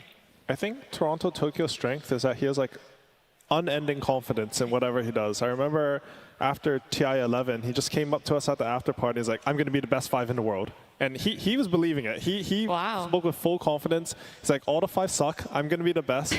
And, you know, honestly, he's playing really well right now. I think it sort of goes into the game. Like, when he's able to show that confidence, you see him running with these Undyings, hitting buildings on +5 with 10,000 HP.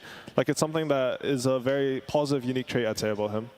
Do you think that transitions into all the players on the side of Betboom Reserve? What? The confidence that... I mean, for Toronto, like it really helps that he has all these like skills from the times he was playing mid, right? And right now, this transition to the supports, like all the supports right now are having such a big impact in the game. So it helps like that he knows how to find those farm. You know, sometimes like on this Undying, like he's running around with 15,000 HP, like get to play this insane Undying like he used to from the mid like heroes right now, and it really helps, you know, having that experience from the mid lane. And we see the teams walking up on the stage already.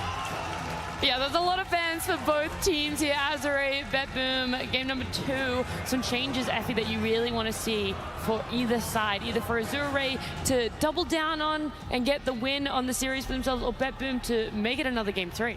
And I think Azure's plan worked out really well. The Necro looked so good for them. When I watched Azure and they impressed me the most, it's when they have that frontline tanky, unkillable core, whether it be a Bristleback or a Necro, and they just play around it.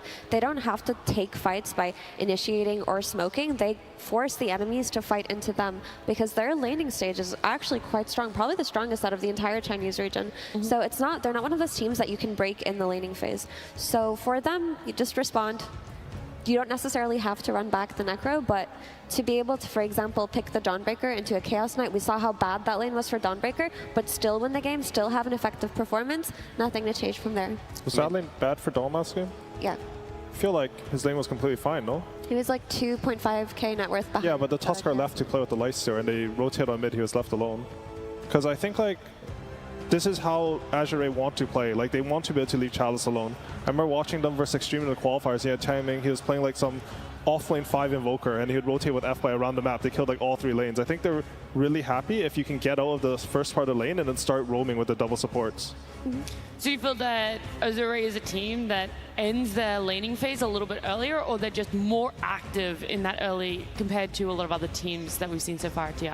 I think they're really good at identifying like which lane they want to play through and like moving between that. Like we saw in the last game, they identify mid, they have like a weak point, our Necro's level 6, we're able to punish that, take mid tower, and then they just sat in the enemy triangle and kept pressuring through this lifesteal. I think how they do that is really good.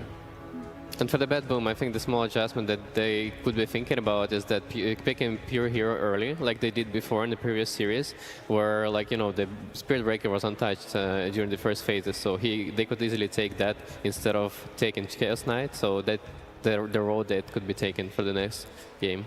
I know throughout this year, as you stood in for Betboom at some events, do you think this is a similar team to the one that you stood in for? Is it a very different team when you look at them from the outside as a panel member now? I think they're very different. Like I think they're improving with every tournament, and it was never about skill for this team. It was mostly about the psychology and like how they think of themselves, right? If you think that you're number one and you have to perform to that level, then it's very hard to have that pressure in the game and deal with it. But I think right now they're very more chill in that sense, and I mean, you can see that they're playing till the very end and they're not giving up.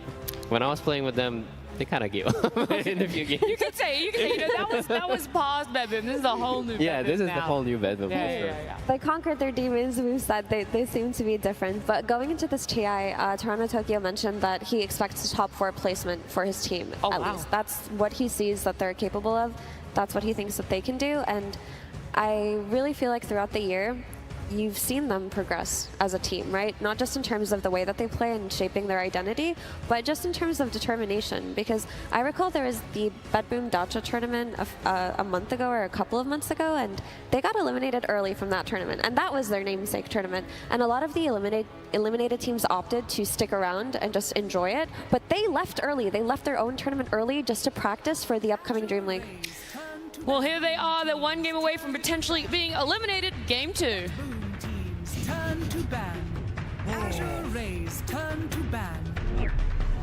Azure Ray versus Betboom team. Game 2. Got some cheers from the crowd there. They're just hyped to see some more dough to keep the action rolling here. So for game 2, we've talked about some potential changes.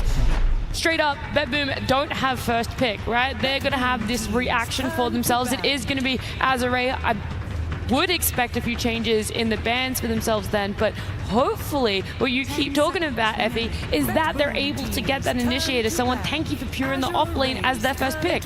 Would you want to do that? I mean, if it's one of the highly contested meta heroes like Centaur or Spirit Breaker, then absolutely first phase it. But if those heroes are taken out of the pool, I think they should just go for the meta picks that are still available. But you can have more creative initiating heroes for Pure. I mean, we saw Team Spirit very effectively play Axe. We saw them very effectively play Night Stalker. And those two heroes do fill the same vein in leading the tempo of a game. And Pure is a good Axe player. He's not a bad Axe player by any means. Yeah, I really like what Effie said there, actually. I think if you get a meta hero, you can pick it early for Pure, but if you don't, maybe you can wait a bit to give him a better matchup, and you get these matchups on like these NS, the Axe, like these heroes are a bit more greedy. The reason why they're not as meta is because they're normally easier to punish, but if you pick it a bit later in your draft, and you commit more resources in the draft to it, then you're going to have a good lane for Pure, and then they'll be able to pressure that way. Yeah, I'm looking forward to that as well. Like, they decided to go for the road with the Chaos Knight as well, like for this game, and I mean, it's looking pretty nice because they banned the Spirit Breaker and Centaur, so there's a X and an S opportunity for sure. I think right here they can think their second pick right now. They've got the CK. I think they should leave their offlane and carry flex to the 24, and then you can sort of see, because CK is a hero that does what Effie was talking about. He's tanky, he has a strong lane, he can be a pure hero from the offlane, and that way they can focus his next ban for GPK's hero in the second phase, and sort of play with the idea that they're not going to know how to counter the CK. They overcommit in the offlane, we're just going to put it in the safe lane, stuff like this. I wonder what this Naga ban is about. I think it's generally just a CK counter from carry. Like, if you have a carry or offlane CK, the Naga illusions are pretty good, and honestly Naga's a really high DPS hero. CK doesn't have any AoE for her. Makes sense. They banned it in the last game as well after picking up the Chaos Knight, so it seems to just be a response if they're able to get that in the first phase picks for themselves. So Willow finally comes out. I mean, Willow is a hero that's been popular throughout the entirety of the road to TI up until now, because she's so strong as a support, and now there is the flex to carry that we see, which is really potent against Muerta, whose flex is still open. But even, let's say this were a CK Dark Willow side lane, if this were the offlane for Betboom, this is a very high kill threat offlane. So even if that's revealed early on, I do like the adjustments here made from Betboom. All right, Rezo, so just hypothetically, this Muerta Tusk safe lane. What lane would you want to play versus this? Because I was trying to think the other day about like what beats this safe lane, and I could not come up with a single thing. I think it's pretty hard. I think the only way I can see, like not even winning, but managing to deal with it is like picking some Darkseer lane and just keep cutting waves, and you know. Like you're trying to split them up, like make sure they can't use the tag team. Yes. I think it's just way too hard to straight up win that. I was thinking like whether you could like try to pull waves and stuff, but the thing is like Tuskar's sort of annoying when you're trying to pull waves. Like he starts tag teaming and hitting you, you take a lot of damage. If you get and Muerta can connect, right? Yeah, Muerta's really fast to connect. And you just can't fight into the safe lane. I mean, a lot of teams are not putting in the safe lane, but it's just like when you have these two heroes, you have the option. Again, with the Dawnbreaker Tuskar, another very stable lane for them, I think. I think this lane just gives them the option, from what I've seen, to play away from the off lane. Like Chalice is one of those players where he's actually pretty happy if his other two lanes are going well, and he's just like doing his own thing. Dawnbreaker lets him join up just off level, so he doesn't have to have too much farm. And, you know, that frees up FY's game, who I think, from what I've seen, is like one of the best roamers, I mean, as always. But he's been roaming really well through the qualifiers and this tournament. Did Azure play ever like position 5 Muerta? I think it's pretty strict that he's going to be the carry hero, right? They have played it post 5, 4 and 5. They have? This tournament, yeah. Oh, wow. That's a really good pick for them then. Every time you add these flexes for a hero like Muerta, it just increases the value. Because like look at Betboom, they're trying to draft a hero, they don't know what they want to counter right now. They feel like, okay, we can put the CK versus Dawn, you know? Nightfall is probably happy with how the lane went, you know, he has good farm, but you don't know what the next hero you counter is if you have this, you know, this is supposed to be one of your stronger picks. But on the other hand, for Betboom, you get this Phoenix plus Willow, which I believe are their two strongest supports in this patch right now that you can build into your draft early on. Like your team fight is going to be impeccable. You have scaling all the way up until late game. You have catch with the Willow and the Chaos Knight, who hopefully gets an earlier blink based on what we saw last game. And you also still have the flex potential of that Willow open. So I do like what Betboom have, regardless of Azure's flexes being open. I think they would be able to respond to it accordingly. These are two strong side lane supports. I can see what you said with the blink on CK, just something like CK with a blink or a mid hero or offlane that like actually forces a fight. I feel like the shortcoming, yeah, Void does it really well. I feel like the shortcoming of this Kunkka in the offlane is the fact that like X is a very slow initiation. I think you mentioned, Rezo, like this is a follow-up hero. You don't want to start the fight. It takes a long time to get into position, to get their saves off, etc. If you have something to force this into the Phoenix and Willow team fight, then I think, you know, they just added the Faceless Void. There's a lot for Azure to fight through. And this Void is really cool to me because if this is a Tusk plus Dawnbreaker offlane, Void is one of the heroes that can play into that, right? If they use their combo with the Tac Team plus Starbreaker, you time walk off the damage. If you get trapped in shards, you can jump out of it, and you have a strong support in Phoenix to back you up. So all of a sudden, this really scary lane in Tusk and Dawn seems countered. And of course, you have this massive team fight potential coming out with your Egg into Terrorize, into Chronosphere. You also have a way to play into the Muerta because when she ultis or BKBs, you can just chrono her and opt to hit her team instead. Yeah, as you can see, the Betboom values GPK here way more than pure here, and they kind of decided that they don't really need this flex to be the very end, you know, to keep it to the very end. I mean, for the Dawnbreaker, there's like one build that I enjoy when I was playing him against the Void, which is like just Russian Aghanim's, you know, or like going like Reeves Aghanim's, and it reveals a lot of like, you know, this Void aggression with Phoenix. Azure taking a long time for the last pick, trying to potentially decide how much of this Muerta flex they want to reveal. I think it is just like sort of your most important pick from first pick.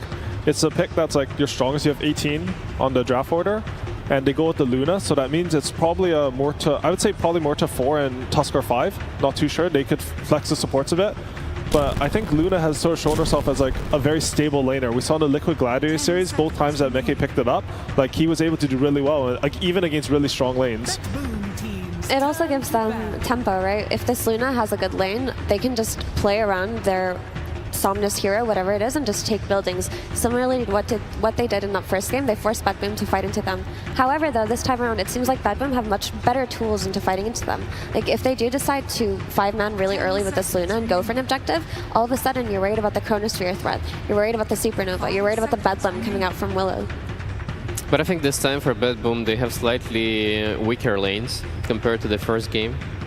Because this Luna Tusk seems like a very strong lane, like especially Dawnbreaker and Muerta. I think it's a very good matchup against Void as well, and Phoenix. Does that mean that both teams right now looking to mid laners to round out their drafts to bring it all together? Who's going to be revealing first? Azure as well. They're going to be picking out of this spanning phase. I think they'll look for a hero that lets them set up the Dawnbreaker ulti. They just want somebody to start some fights for them. Is Earth Spirit in the pool? I think Earth Spirit can be good if they have enough bans. Honestly, like the Dazzle's still in the pool, so it makes a lot of these melee heroes hard to pick. And there's also the TA. These are the two heroes that it's hard to pick melee heroes against. But honestly, I don't think TA works that well with Betboom's lineup, so they might be able to get away with banning Dazzle into picking one of these melee initiators. I love the Dazzle suggestion, actually. I think it fits Azure lineup very well. Yeah, actually, they could do Dazzle themselves. The hero doesn't really lose many mid matchups, right? Oh, the puck. It is a hero that sort of sets up for the Dawnbreaker. It is, from what I know, a bit susceptible to some counter picks this patch, because the hero starts with 0 armor, it doesn't trade that well. But it's, you know, I think it's one of Solom's Siggy's. He's going to have a lot of impact with it and scales really well. I wonder if TPK saw the Queen's game and thinking about Void Spirit now. Looks like a pretty good you know, one of the builds that's been happening for Puck is like they get the Maelstrom eggs into Mjolnir late game, and the hero will actually carry fights really hard with the Aghanims. He does. It might be something that they look into this game, because you have all the Temple from the Luna, the Dawnbreaker, all these heroes, but they will get outscaled by this Faceless Void unless you have more scale. I mean, once again, Azure lineup have like 2 saves to protect their Luna. They have like very good timings to push the high ground with the Aegis. And for Betboom, they need to, like, I think they need to find a way to catch this puck and like make some stuff happen on the map. And because those 2 cores are going to be farming.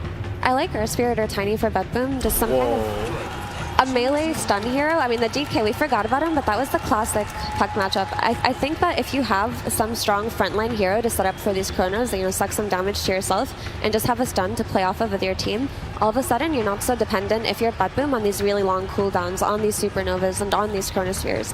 And this is a traditional counter pick mid, so I do like the DK. We were talking about this in the Gladiators Liquid series, right? We're like, oh, they could go DK, but no one's playing him. What do you know? Elimination game, pick the DK. I think usually what this hero suffers from is usually a lot of the 4s and 5s have too much damage from early. Like imagine like Betboom supports playing DK against this. But the supports on Azure are actually not that high damage for a long time. So he's going to get away with doing his DK unless Chalice gets a good ulti on him. I love this DK pack as well, because of their supports. Like they have such a good damage just to follow up, and they have like these 3 heroes that can run around and do stuff in the game, and they have both cores in the silence just free farming.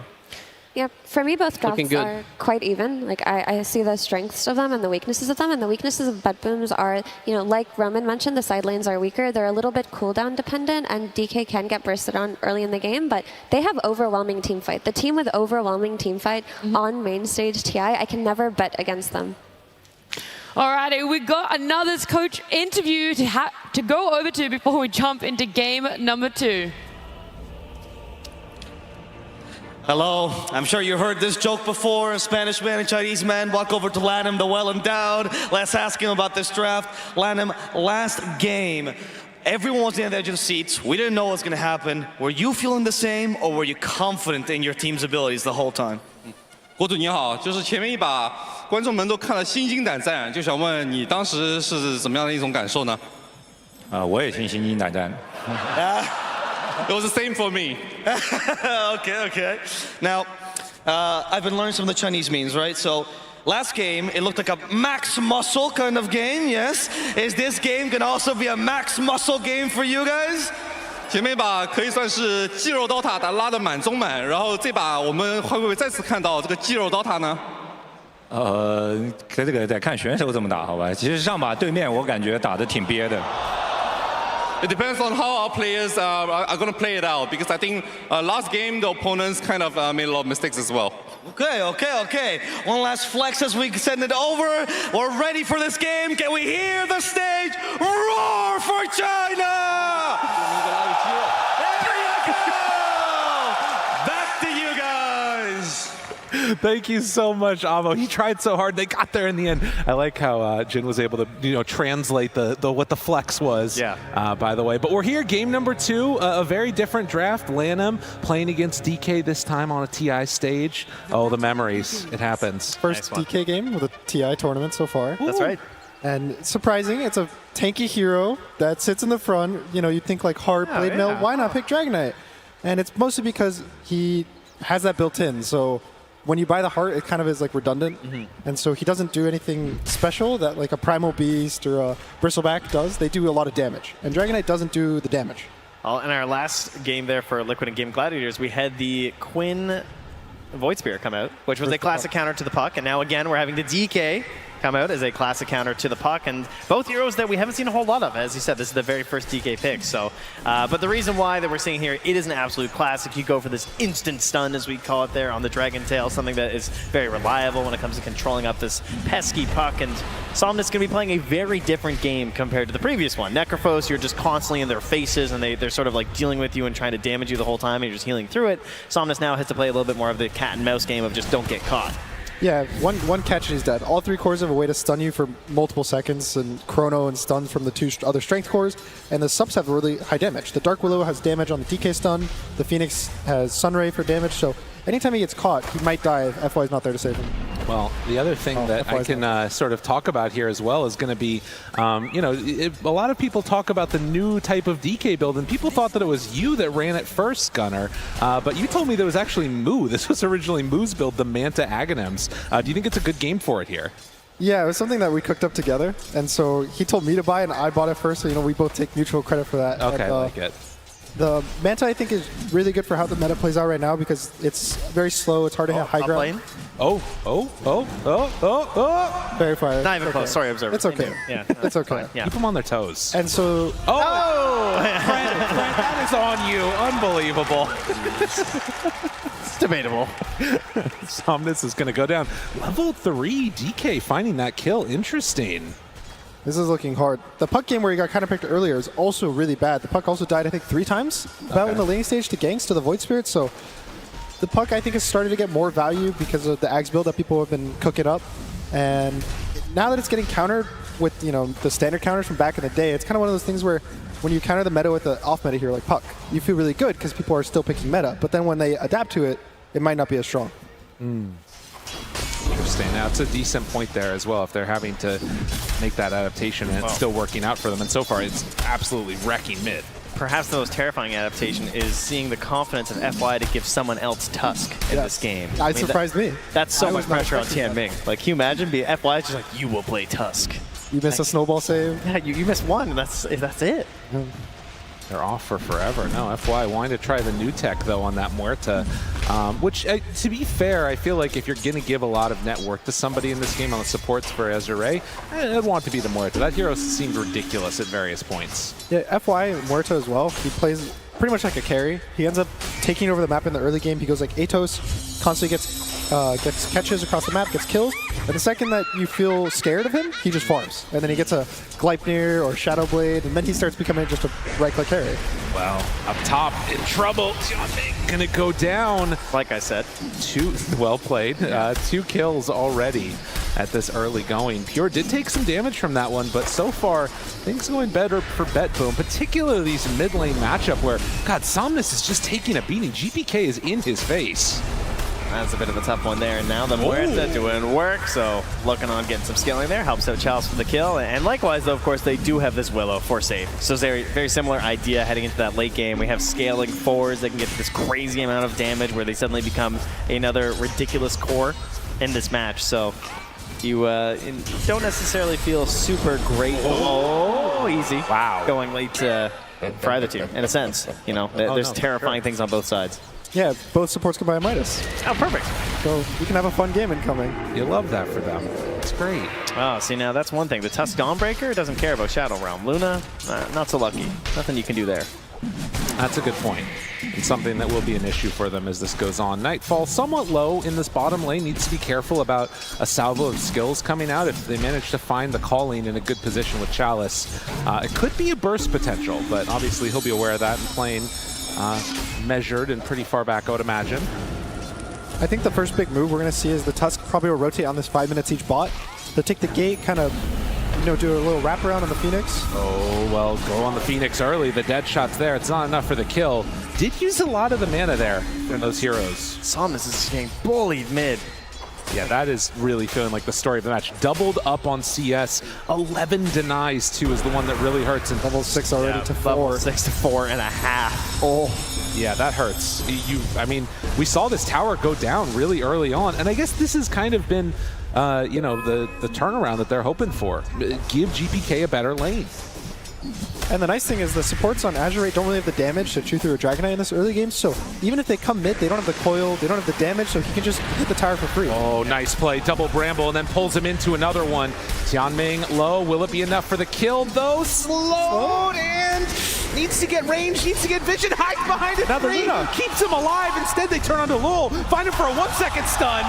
Tianming doesn't die. Oh, wait a minute. Oh. I had spoken too soon. He doesn't die, but the Luna did. It's even worse. Yeah, he tries to help his buddy out. Of Bramble left too. Oh, man. The big thing for mid, the 6 rune. Covering it already. GPK there. It's going to be an invis taken away, so no refill for Somnus. He's just trying to farm these waves and not die ever so desperately. I'm so scared for him. Dun dun dun dun dun dun dun dun dun dun dun. Oh, the body block? Got him. He loses more than half his HP from a single stun. Every stun. Oh, up top, actually Trouble and Dead. Saw it there on the picture-in-picture. Managed to find the kill on Tianming in the end. Lul has to run away. These Chaos Knight lanes, every time, it just he has so much sustain, so much go, just a stun, he has a pull, he has everything just built into his kit in the early game. And so last game was kind of nullified because he was versus such a strong lane in the Dawn Tusk and he was in the safe lane. Now he's the off laner and the carries are always weak. Look at this though, they have the Muerta here with the Phoenix in behind, 3v3. Making a move, anticipating this, and Pure, he's in trouble, but still, they lose Lul, and Pure gets away. Oh, this is not what Azure were hoping for. More people brought in from Betboom, and every early move has been into their favor, and this is on the top of GPK. He's taking this tower at 7 minutes again. Yeah, not even 6 yet. Yeah, the kills went the way of Betboom in the first game as well, but it was not this devastating. The blood grenade? The lane. Dude. Just swipes them down. GPK is having a hell of a game. All right, first DK game of the tournament, but hopefully not the last, it looks like. It's looking that way. Great game. He's going to get this Blink Dagger online. The Dark Willow will probably get to take mid now. He'll probably rotate top on the Dragonite. Dark Willow takes mid, gets an early 6.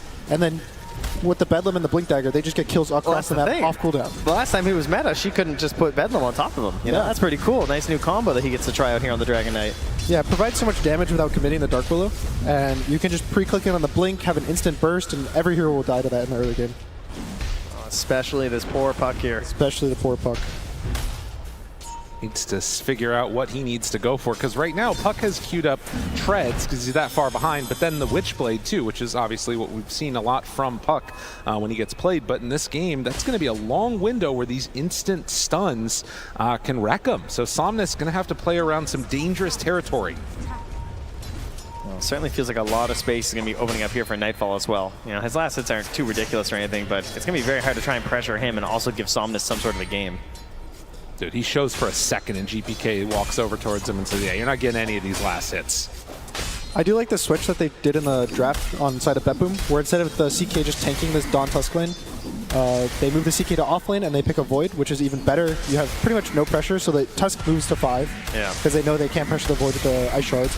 And you know the CK will have a good lane too. So now, pretty much instead of last game where I would say they had 2 losing lanes, or an even lane and a losing lane, now they have 2 winning lanes.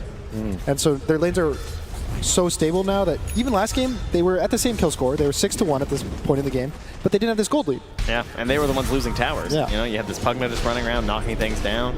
And now they have the Dragonite. Yep. So everything's kind of flipped in the side of Betboom, I would say, except for the kills. The Betboom still have the kills, so everything just going Betboom's way right now.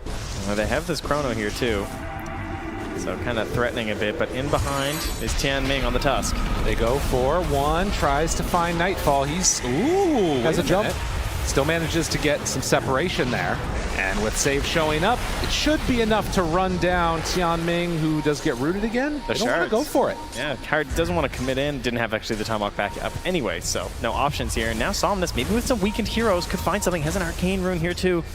Desperate times. Be exactly what he needs to get involved in this fight and make something happen. But I mean, that's a Treads Blink Bracer DK. It's Like, not if gonna you don't know where he is, you're in so much trouble.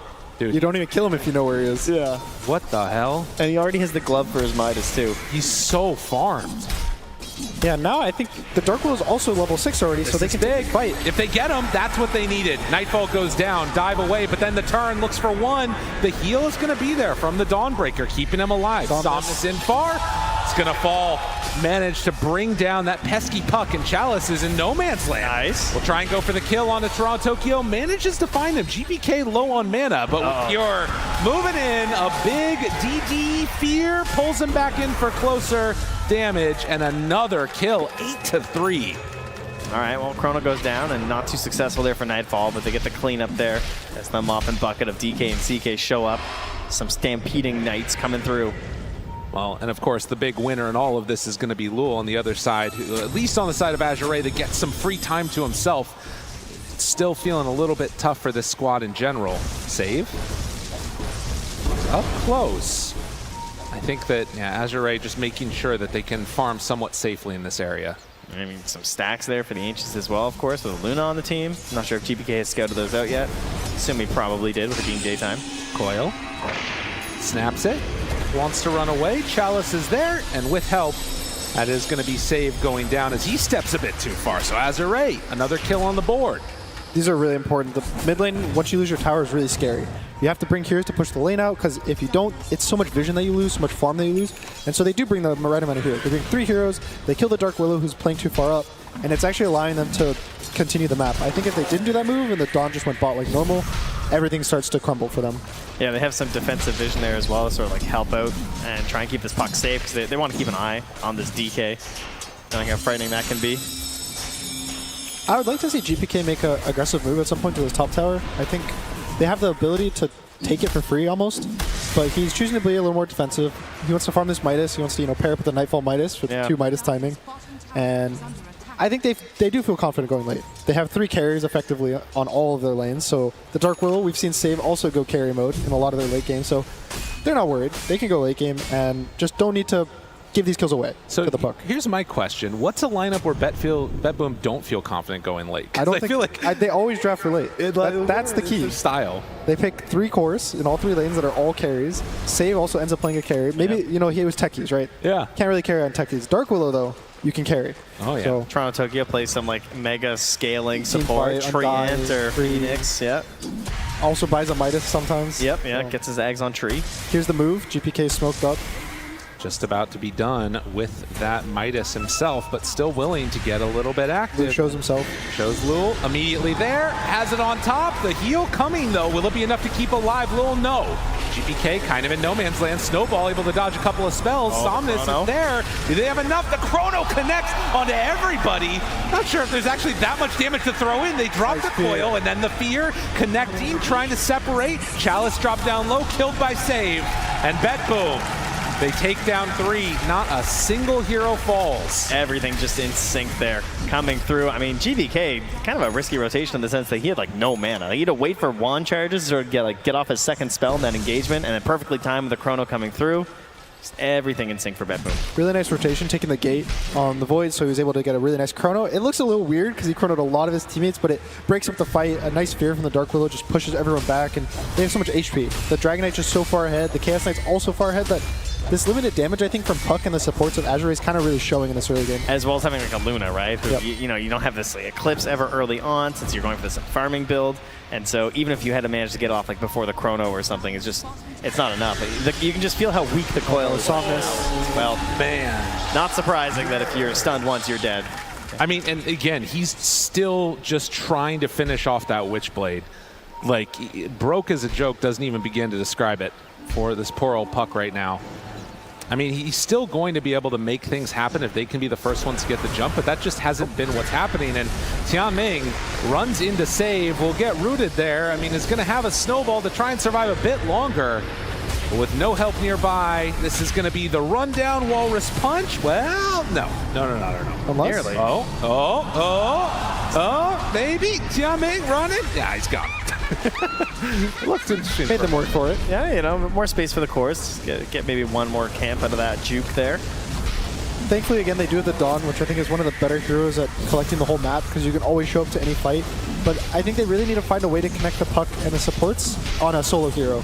They always end up finding, like, taking a more defensive fight where they get jumped first and they have to make sure they survive before they can do damage, and I don't think that's really going to work out for them right now. But if they get this jump, they get a coil on a solo void and the Dawn ults in, they have the damage to kill these heroes. Yeah, it just has to be coil and solar guardian for sure. It's like the only way. And the walrus punch, of course, will be very helpful. So that's probably what they're going to do right now. He's got 2 smokes and the tank here on the top. So hasn't pulled them out yet, so maybe not. Oh, I see. Got to do a little bit of bottle work here. Got to help out Somnus. Witchblade's also finished, so it's like I would say it's their peak right now. The next like 5 or so minutes won't really give them any more strength. The blink on puck won't really change anything. The Luna is going to keep farming, so they really need to get a kill in the next minute or 2, I think, before the Dragon Knight starts to get too big for them. Yeah, Tamming does sneak a ward down mid. Just runs on through and gets it down. Not spotted, so that's pretty huge for them. Also, there is vision for Betboom here, though. Tamming goes through. And again, going to be left behind. But the Kobold de-warding, doing work. Makes the work happen. They're actually going to leave him to be and instead kill the Kobold. Oh. I mean, is that like a sort of BM kill? They let you go and they come and take your Kobold instead? You don't want to give it a turnaround. Wait. Oh, he misses the dead shot. That they needed. That one hurts. Somnus was so close as well. Now we stunned up Somnus. Oh my goodness. They're going to find another. Tries to jump away. FY there to help his buddy, but no. Nightfall comes in with the chrono. They're going to bring down the Muerta to boot. 3 heroes dead, and maybe even a 4th. Chalice is caught. They're dropping the egg on the low ground. Nothing is going good for Azure in this game number 2. Oh, I love that he doesn't even give him a chance. Just drops the chrono, catches on 2. Easy clean up there with a double. 17-4 right now for Betboom. Betboom are coming in with a lot of action in this game too. It feels like whatever problems happen in the draft, this one they've completely solved it. Is it just the laning stage that sort of changed it up, or is it also the team fight towards this mid game? Well, as a serial puck hater, okay, you know, this is the problem with the hero, right? I mean, for sure, if you do get into a bad matchup, you get into a situation where you can't do anything on the map, you just feel like this giant liability. As the hero, over time, the damage hasn't scaled with the overall tank ability of all heroes to the same level. So, like, you just need way more help on this hero than maybe you used to. And when you don't get that help, or if you struggle so much in your lane that you're the liability, then the game just gets really hard really fast. I would also say Betboom is probably one of the strongest laning teams in the world, if not the strongest. So when you give them all of these counterpick lanes, you have a CK in a free lane, you have a Dragon Knight in a free lane, you have a Void counterpick lane against a Dawnbreaker. It's like, what more do you want to ask for as this team? Like, you're going to win your lanes, you're going to snowball the game, and if they keep the momentum rolling, this game might not last long enough for Azure to have a chance. But you know, these games, they have tended to manage to last long. We can't count on anyone. We have seen larger comebacks in several matches so far at TI where I look at the screen like, oh, this game's over. This game's not looking good. You know, I take a walk around the arena, you come back, and it's swung 14K the other way. So those are the kind of hopes and dreams that Azure will be aspiring towards here. Well, and it does feel like oftentimes those have happened off the back of solid team fights or an overextension or something else like that. And maybe that's a situation where if, you know, Nightfall whips a chrono, then you can look for some smoke play or something from Azure. But will that even need to be dropped down for the team fights to be won? Definitely feels like it's a little bit of hide and seek as Azure tried to set up to claim this bottom tier 1 tower. With Deso done on Chalice, it should finish rather rapidly. We've also seen a lot of Luna games where the early game is a little slow, but she hits some point where she doesn't die. The new Shard is really, really strong, and I think it's honestly undervalued. Even in the games, you don't feel like it's going to do that much, but it's damage reduction, and it's also just constant right clicks in a circle around her, and she's versus 3 melee cores, assuming, you know, Dragon Knight's I'll call him a melee. Look at that. Now that is an interesting decision as they're going to sneak right on in, and with FY pierce the veil and of course tag team, Roche down to half HP already. No idea. These are the exact kind of sneaky plays you have to make, right? Oh yeah. If you want to get back into the game like this, because it's not so much about you having it, it's about them not having it. Even the gold from it just matters so much. Being able to like have 1 core, be able to farm a little more aggressively. And they scan it, but it's a little too late. Azure claim the Aegis for themselves as Toronto Tokyo finishes the Midas, which by the way, we're at 3 now. Okay. And they're all on 1 team. And the other support has a Philly Stone. So yeah, there's a lot coming online. They're gearing up for the late game, even though they already have a substantial lead.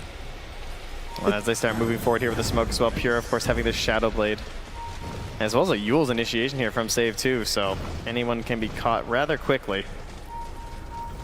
They just need to find any hero. Yeah. Oh. FY shows on a wave. That bounty rune, it's going to cost you your life. 2 seconds stun, he done. Void might find something top if Muerta's not a little careful, but FI will be fine. Yeah, gotta grab the lotuses, you know, stack them up, get that block of cheese later. Well, Gunnar, is it gonna happen? Are we ever gonna get a block of cheese? Have you ever even mentioned it in one of your games? Has anyone ever been like, yo guys, I'm going block of cheese? I think we were the first team in DPC to make a block of cheese in a game. Oh, okay. All right, that's good. I don't know. I don't want to quote that, but we made it in one game. Right, in one DPC match. I don't think we've had one on LAN yet. No, I don't think so either. It just hurts too much to be able to not want to use them. Oh, that's true. Because using them matters a lot in these fights, especially for the supports, where you don't want to commit everything and they pop the cheese or the lotus and you feel like you just wasted everything. So it ends up just being unrealistic to save your lotuses for that long. Dude, and when the you're game crushing dreams right now. Okay. I know, it's so... Yeah, guys, give it like 10 more minutes and we'll get like 3 of them. All right, I like that. Thank It'll you. be Appreciate it. Just it'll be lie really to fun. us. Yeah, That's what we want. Okay. All the lotuses. By the way, we are now going to quickly be approaching a 4th Midas on Betboom. Save had 4 step queued up and decided, nope, we're going the other way. He just clicked around. I know. Saw his ally. It's like, oh, you guys are doing that, huh? All right, I guess that's the play. But another objective, knocked down here. Nobody dying to the Tormentor as well. Very well played by Azure. Okay, so they got the experience rune. Yep. So, you know, it's usually in these situations where a team is really far ahead. At 20 minutes, they'll make a move. They'll take Tormentor, take your XP rune, and that's when the game feels almost over. Yeah. You lose so much. You lose all the gold experience. You have nowhere on the map to go. They're outside your base. But thankfully, they actually take those objectives for themselves, so they keep moving the game forward. And that's what they need to do. It's just make small steps, keep playing the game. The longer until you lose, the more chance you have to win. And it has felt like it has been like almost a little passive there from Betboom in some of these moments. Like that's the idea of how long GBK spent farming just the Midas in his own jungle, not rotating up top, and then not going for the super aggressive play of like trying to punish the Tormentor in the Wizard Room at 20 like we have seen several teams do. It is really interesting. Like they kind of just like controlled. You're seeing them buy all these Midases. Feels like they kind of have this mindset of just like chill. I really don't want to give them any opportunity here on Azure. Oh yeah. Well, and the other thing too is that, I mean, yeah, it's an 8K gold lead. In terms of fighting strength with 0 Midases on the side of Azure, I wonder if there actually is going to be a window where they take like a solid fight with Luna Aura and all this other stuff where they can actually win it. Yeah, you're down on Midas gold in that sense. And they have the Aura. Oh no. Oh. Whoa, they didn't see it. Nightfall knows. Nightfall, he knows. Atos, leave me alone. I don't want to be here anymore. FY tries to jump away. Here's the Veil. Okay, meanwhile, down bottom, oh, they try and turn this, but the timing of that one was so nice, and they run in with the Tusk, immediately gets stunned. Yeah, FY just leaves. They have the perfect answer. Somnus tries to get away, but Save is all on top of him. Pure tries to run out also, as they focus their efforts onto Lul, pull him back in, kill that hero too. But FY lived. FY did live. FY. So we're going for the positives here. He forced a 4v4, and they tried their best. And no chrono. Yeah, some opportunities. Unfortunately, not able to connect on what they needed, though. And it's immediately back into just choking out the lanes and pushing up here as GBK is closing in on Aghanims extremely close. It's like 300 gold away now. It's also going to be perfect timing with level 18, which is when you really want the Ags. Because before it's okay, you get the Frost, but once you it feels terrible. Yeah, once you get level 4 awesome. Dragon, that's where it starts being really strong. A giant guy, he's ready. About to have it done at that Aghanim Scepter. And of course, the other thing to watch for here is going to be that next Aegis. So 3 minutes until it's capable of respawning. Still a ways away to know what it's going to be. But yeah, it's just been all Betboom this entire game, it's felt like. And Chalice, along with Tianming, decides to go for the easier kill, and he dies very quickly. Betboom, keep it up. Where do you go for Azure? It's really hard to find a really nice location to go just to farm. You don't even want to fight at this point. You don't want to, you never want to say like, we can kill this guy. You can't. So it's how to find the ways to farm so you can kill people. I think FY is honestly doing a really good job at still being on the map, forcing out heroes, farming, but no, he's fine. Surely he's fine, right guys? Yeah, he can farm at his tier 2. Jeez. What could go wrong? Gonna have to start cutting some waves, it feels like, maybe, for Somnus. It's so scary. You have to cut waves versus 3 different cores who can kill you from the fog. A support who honestly might be able to kill him from the fog and save. Yeah, with the Euls, so. Are you just gonna risk it? And you probably have to. Yeah. You have to do these moves that are just risky, because if you don't, you just kind of sit back and let yourself lose. And look how fast they're just on this as well. Like coming back, checking out. There's a sentry. Shadow Blade. Yeah, they know. So maybe we'll be okay. With his Invis rune. Oh, they're bringing numbers. They want to set up onto Pure. Interesting. So if he sticks around, this Invis rune might actually end up making the difference. Okay, or it won't. Or it really, really won't at all. They force rotations and then everybody runs away. If he had have gone the other direction though, like he goes off to the east instead, like they probably just clean him up. Would have been pretty cool for him, but not going to be the case this time. Backs out, going to jaunt away. And then the call is maybe push down mid a bit. We'll see if they get the D ward onto this one. Yeah, they're going to move in and get it. Yeah, they're trying to get sneaky though. Luna Shadow Blade out next for FY as well. Doing their best. Maximum creep cutting available, and yeah, you can see the item that Somnus has queued up next. It's going to be that Lincoln Sphere. He needs a way to not just like immediately die. Yeah, and so the second Roche is coming up, as you were saying earlier, and the second Roche is that's like the game closing one. If you're going to end the game before 50 minutes, it's on second Roche. And so Azure did a really good job at taking the first one. It's really sneaky, but I don't think Betboom will let them get in that situation again. No, and they obviously like cleaned it up nice and early too, so you kind of get this good timing. Yeah, they're going to get this like 27-minute Roche probably around, and that's a really nice timing. You can chill for 2-3 minutes, and then you go to 30-minute siege. Oh, he's going right for Lou. He's not even stopping. All right, stop. Yeah, he sees the shard. He's like, okay, never mind. You know. Meanwhile, Chrono, it's up. He's hunting Nightfall. Wasn't able to get anybody. Now Chalice went up to the high ground instead, so they get some separation there.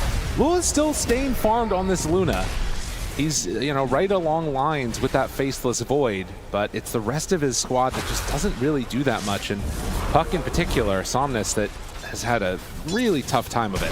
It's so hard to recover on this hero. I feel like when you see Pucks maximizing their net worth, it's because they have full control over their own jungle. They can do all the little double orbs where they're like hitting every single camp constantly over and over. Or they're stealing the enemy camp, so even if their net worth's the same, the enemy has lower. So it just looks like they have more gold. And this game, he's not really able to do anything. I think the DK pick really shut him down. Similar to the Void we saw earlier today, where they just pick these heroes that go on the puck and don't let you play the game. 6 deaths, not something that you see that often for Somnus. 1-9-2 right now on the Tusk. And every time we see a DK, the crowd goes wild for some reason. They love it. This was a really fast Roshan. I think it was a 6-second respawn time. Oh, I imagine too. Are they going to go through? No, they're thinking about it. Imagine. Mid lane? No, they're not going to do anything there. Somnus is still hanging out. Going to try and cut this wave, but they're actually going to find it.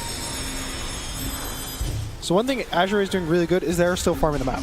FY is getting his gold. Everyone is kind of getting what they need from the map. It's not as much as Betboom, and it's not as much as they would like, but they're not letting themselves loose. They're doing what they have to do and just constantly farming. Here, the great positioning. He jumped. He jumped. Is he dead? He's in trouble and gone. 3 heroes caught by the fear, but there is not enough follow-up. They jump in with GPK, tries to get the stun, the damage in. Chalice there for the heal. Manta dodge, not going to be enough. Godlike from Pure as they chase down Chalice. He too will die. They get 1 kill, but it cost them a lot. So Azure Ray, they will lose 4. Betboom. Clear path towards high ground if they want it. Man, this is exactly what Betboom did in their series versus Virtus Pro. It was the exact same thing, right? Like, where they have this lead, and then you think, okay, they're going to make this good play. They get this snipe, and every single time is immediately punished. Like, they're always so ready to back each other up in these games. Also, you just know that it's the right play, that you have to punish the guy who's jumping the wave. You can't just let him get away with other things, but it's not enough. Yeah. They all just die, and now their base is getting pushed. Just like that, GPK on the high ground, taking a tier 3 tower. The ultimate is going to wear out pretty soon, and you can see the amount of respect that Betboom are having for the potential of Azure, and I guess also their confidence going into the later stages that they know we don't have to take those risks right now. Yeah, and you can see some pings starting to head towards that Roche pit here as it's almost 30 minutes, so it will be rotating down bottom relatively soon. There's also a DD in the river. Gonna miss that one though. I also think there's probably some level of, in the last game, I feel like Betboom was really close between the two teams, the whole game. Like less than 2,000 net worth for the majority of the game, but they kind of got outscaled. The fights were really hard for them to take, so they change it up, they buy all their Midases, and they're not going to let themselves get outscaled. They're going to keep farming and make sure no matter how late the game goes, they have more gold than you, and they can win the game over you. Not to the Midases say. Save trying to get towards an Aghanim Scepter for himself. Azure, they see GPK, decide to jump on him to start, make him less tanky, but the chrono for the turn, and the deeps being thrown out and ripping them to shreds. They didn't stand a chance. Muerta, you're gone too. Can't even get GPK. Oh, baby. No, they don't head for the Roche. They just head down the lane right now. I mean, he is too freaking big. You think you can take him down with that Silver Edge. It's just not going to be enough. Oh, wow. FY's back there just firing as much damage as possible on the support Muerto, but it's not there. It just can't be enough. Well, I mean, did mad work, that's for sure, but... Taking it down up the lane, trying to put the nail in the coffin right now. And I mean, after using the chrono, there is a window where that's not up, but they're taking the buildings through backdoor protection. Still willing to stick around, and I mean, honestly, I don't think that there's any reason that they have to leave at all, but they're still going to play it safe. You know, they glyph, they're coming back alive, and they got Midases. There's a Roshan. There's a, yeah, you know. Midas efficiency. Yeah, the gold. There's probably Tormentor as well soon-ish. You know, we're in there. Oh, man, look at this. How quickly this could have turned, but... What a chrono. Just gets it off right in time. And wasn't able to quite get the finish there on the GPK. I thought maybe even the Luna Shard was going to do enough to take him down at the end, but it's just too freaking big. Just the Sunray. It was a perfect line. All 4 Dire heroes in a line. Oof. Dragon Knight also in the same exact line, so healing all the heroes, damaging all the heroes. And Nightfall just got to sit there, hit them, and they all just die before the chrono's over. Nightfall, you know, maybe he's played some Phoenix or something. He's helping out. It's just like Toronto, look, I got him. Like, I'm lined up. I'll just chrono my own teammates. It's fine. Into the pit they They're go. Trying to take it down. GPK says, hey, how you doing, everybody? BKB tries to run out the root, the damage, the Sunray. It's hitting on the Lu, and there is not an answer in the world for that. They take down the Tusk and the Luna, going to claim the Aegis. FY tries a dead shot. 2 is going to go down. This is not for you to take. They're going to also find Somnus, who will attempt to escape, but the Terrorized chase down, blink away. Tries to farm some creeps for a moment, hides behind the tree, but the stun is there. And GPK, as he's done many times in this one, is going to force Somnus to retreat. No answer at all. Aegis on the Faceless Void, and GG's called. They've had enough. Yeah, that's fair. I mean, go for one last glorious attempt there. You know there's no chrono at that exact moment in the pit, so they try and find something, but they kind of knew. This game got out of control really fast. This one, I mean, at 5 minutes was when the big swing happened, if you can believe it or not. 10 minutes were at like an 80% win probability or something like that. It was just a devastating beatdown from Betboom.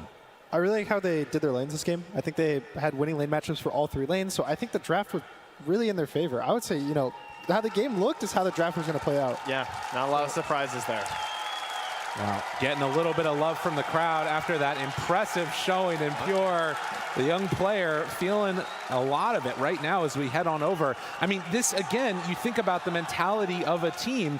That's been one of the big criticisms for Betboom for a while, is their inability sometimes to come back from a loss. Sometimes they maybe would get a little bit tilted, but it feels like on this big stage, when most pressure is on them, they were able to stand up to where they needed to be.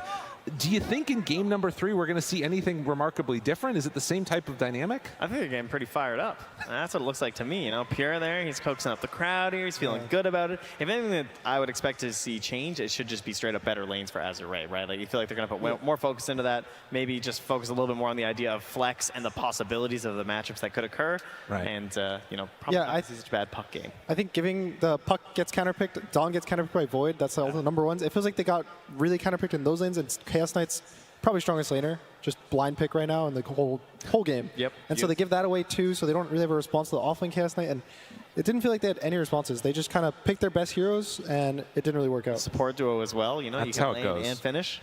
It's nice stuff. Tough stuff indeed. We'll see if the panel can come up with some more answers to strengthen up those lanes a bit as we head on back to them.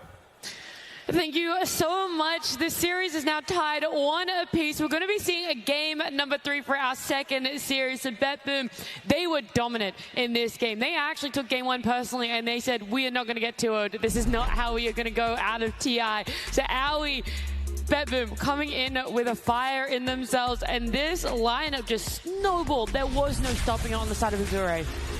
Yeah, I think they played the lanes even better than we on the panel expected. I think, like, I mean, no one was expecting the DK to do this well over Somnus Puck, right? Like, he just completely took over the game from the middle lane. He had, like, I think double his CS, 10 more denies, and he just, everything flowed from there. And there was no comeback mechanism really for Azure. You look at these heroes, Luna needs to farm, Puck needs his side lanes to win so that when he does rotate they can get kills. And Dawn plays as a hero who needs setup, right? Typically somebody who's doing an okay job on one side of the map will start a fight, Dawnbreaker will ult in, and then you can go from there. But none of these conditions were met for Azure in this game simply because of how well Betboom played those lanes. And of course the solo kills mid by GPK. I mean, I love these little tricks on the lane. GPK brought the blood grenade, and he killed the puck with it second time. Like minute 6 or something, clutch. right? It was very clutch. Yeah, I've never seen this before. That mid player bringing that blood grenade and having that opportunity to like finish the hero. It's amazing. Yeah, and I mean, he performed like super. Like he outperformed like anybody else like in this particular game. But also pure. Like he was very stable, getting all those pickoffs. Like playing like 12-0 or something. Like it's a very solid gameplay from all of them all around. It was the first Dragon Knight of the tournament that we were seeing as well. GPK, not only that blood grenade, what's the word I'm looking for here, Reza? You know, the blood grenade trick. Trick. Yeah, I knew you'd know it. But he did. It's a Dragon Knight first time. Ali, you already talked about how in the draft phase, you didn't understand why people weren't going for it, that it could have been this counter. Now we see it. It's pretty big. Is it still a very situational hero, though? I think it is situational. I think they're able to pick at this game because there's not really any damage on the supports of Azure. Like, Murta will eventually get damaged, but honestly, that's way later into the game. Her spells are just like good team fight. They don't do that much. Also, I feel like even this game, like, it performed above expectations. I could even see a game where if he doesn't dominate mid so hard, I saw some Mortas, they would rush like a Veil Discord first item, not even any boots, and he could play with Puck, and DK could actually die to that. But because of his lane dominance, like, there was no angles at all to fight this DK early. I think a big reason for the decline of DK in general is he's usually really popular in metas where spirit heroes are popular, when you need that instant stun. And though Puck has made some appearances this TI, he's not that popular of a hero. So if you don't need that instant stun from mid lane, if you're not hard countering anything, you're just a DK. You don't do that much damage, you're not as tanky as you used to be, and you are dependent on your team. But that was perfect conditions for DK to be met. Anything else that really stood out for you about Betboom here, Reza? Because this game, we've already said it was a very stomp sort of game. Is there much more to break down and talk about? The only hope they had is like killing the Nightfall 2 times in this game, but other than that, they had like really no chances because of their lineup, as Mira mentioned, doesn't have really like a good mechanic of coming back, especially after you're losing your lanes this hard. Yeah. We have a little bit of a content piece for you guys. Azure, we got to talk about everything that makes them a team. TI 势力对我来说，在小时候可能会非常难受吧。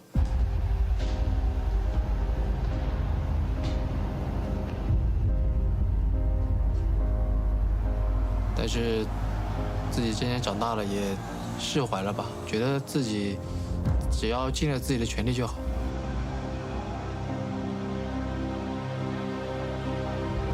就自己还算是一个可以重新站起来的人。I followed FY closely. Man, how's this guy so good? Because he didn't play for a relatively long time, and when he came back, he's just like FY God once again. 我觉得打 TI 冠军和过程都很重要吧。然后我觉得，因为你要获得冠军的因素很多嘛，所以你只要问心无愧就好了。然后，当然人生中也有很多遗憾嘛。可能对我来说，就我还在这条路上越走越远嘛，就还没有到尽头。其他选手觉得我最应该获得 TI 冠军，我觉得讨论这个没有意义吧。就是我如果得到别人的认可，光是这一点我就觉得足够了吧。FY, I think that he's one of the players that I think probably the Dota community at large would most like to see win a TI in the future. 如果今天夺冠的话，对我来说应该是改变一切吧。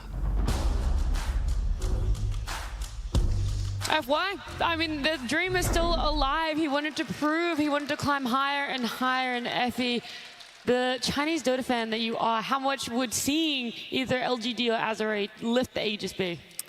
Oh, dude, that would be so emotional. But I mean, especially for Azure, there are a lot of names on this lineup that you feel like should already have an Aegis at this point. You're looking at not just FY, but Somnus, who many people regard as the best mid player in the world, or they thought he was for a very long time. So in terms of who's...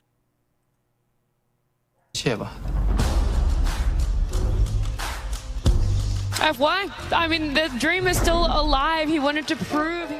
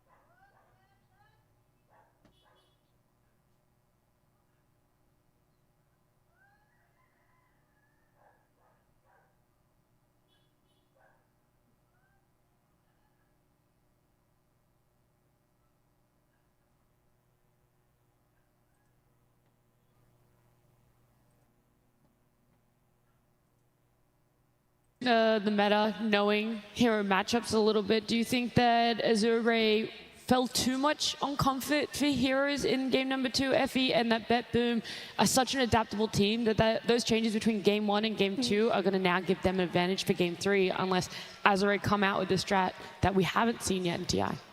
I think depending on who has first pick or second pick, it'll change, because that last pick, DK, completely caught them off guard. That dismantled their draft entirely, and it made it so that there's just no entry point into that game. So they're definitely going to be conscious if they don't have over a last pick of the GPK hero, because if GPK gets a winning lane, like a winning lane that is that heavy of a counter pick, then it could be a very difficult game for them. That's now two. Sorry, Alan. I think both teams are sort of on the idea that like pure win lane, game good for Betboom. Pure like having a rough lane equals Azure is going to control a lot of the map. I think this is what the next draft is going to focus on. We'll probably see bans on the center, the Spear Breaker again, but I think they'll put more emphasis. Like I think they should look at the CK as well. Like they should, honestly, if I were them, I'd just ban out all of Pierce heroes in the first phase. I think that's the best way for them to go. It's tough because then Primal is still in that pool of, again, what you said, it depends on who is first and second pick to how many bans they're going to get for themselves. But Centaur, Primal, Bristle, Spirit Breaker, that's kind of rough now, and you got to add CK to the pool too. Yeah, we're at the stage of TI where we figured out the 10 pool of OP heroes, and you are forced to give away a few every game, regardless of what. So it just depends on which team you're playing against, which player you want to focus in that first phase. And, you know, we've seen the story. We've seen the story for days now. If you ban out Pure's heroes, Betboom has to play until minutes 60, 70. They have to play to scale, and sometimes they don't get there in the cleanest way. So take it to that turf again. Yeah.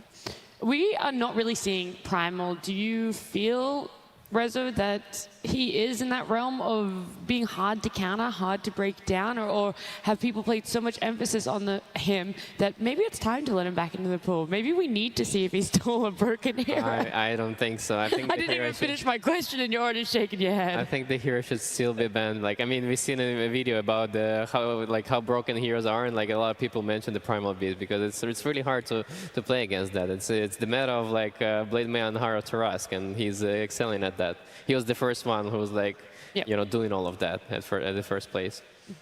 What would you want to be letting through, Ali? Honestly, I would like them, if they want to try something, I think playing versus Spearbreaker wouldn't be the worst. That hero is sort of OP though, so I'm not too sure.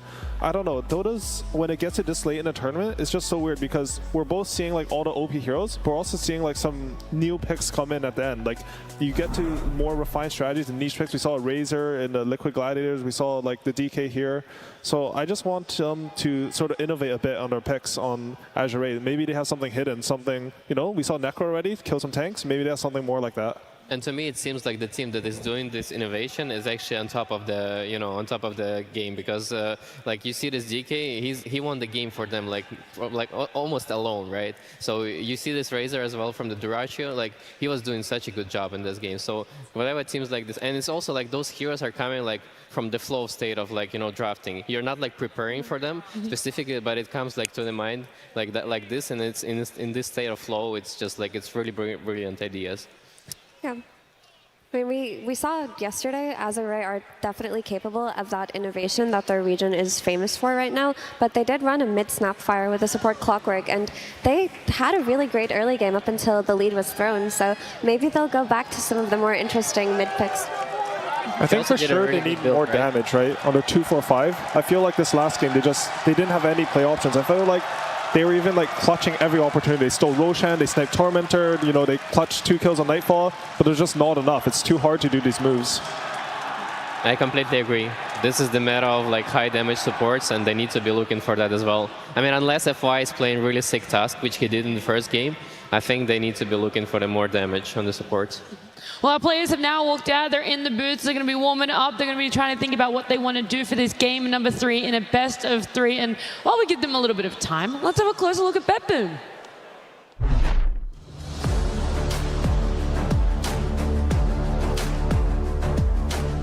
Betboom always has their ups and downs, but overall very young and talented roster. Yeah, they're a strong team when it comes to like small details of Dota, Like I can feel the energy he puts into these small details, and that's, I believe, what they're extremely strong about. Taking on this design, 10,000 HP on Toronto, Tokyo, looking for more. Betboom, they're gonna claim the game. They usually have like farmy side lanes that carry like known to not die and not pressure too much, like rarely show, but be there at clutch moments, and usually it's their mid and both supports. So that Nightfall has the highest pings, on the map, right?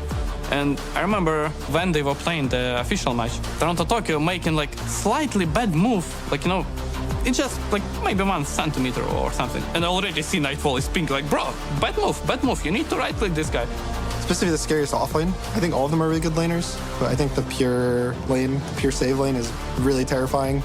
It always feels like they kind of like kill their lane at least once a game, if not multiple times. And so it's always versus that team, like make sure the safe lane isn't a disaster, because there's a lot of games with the safe lane just a disaster.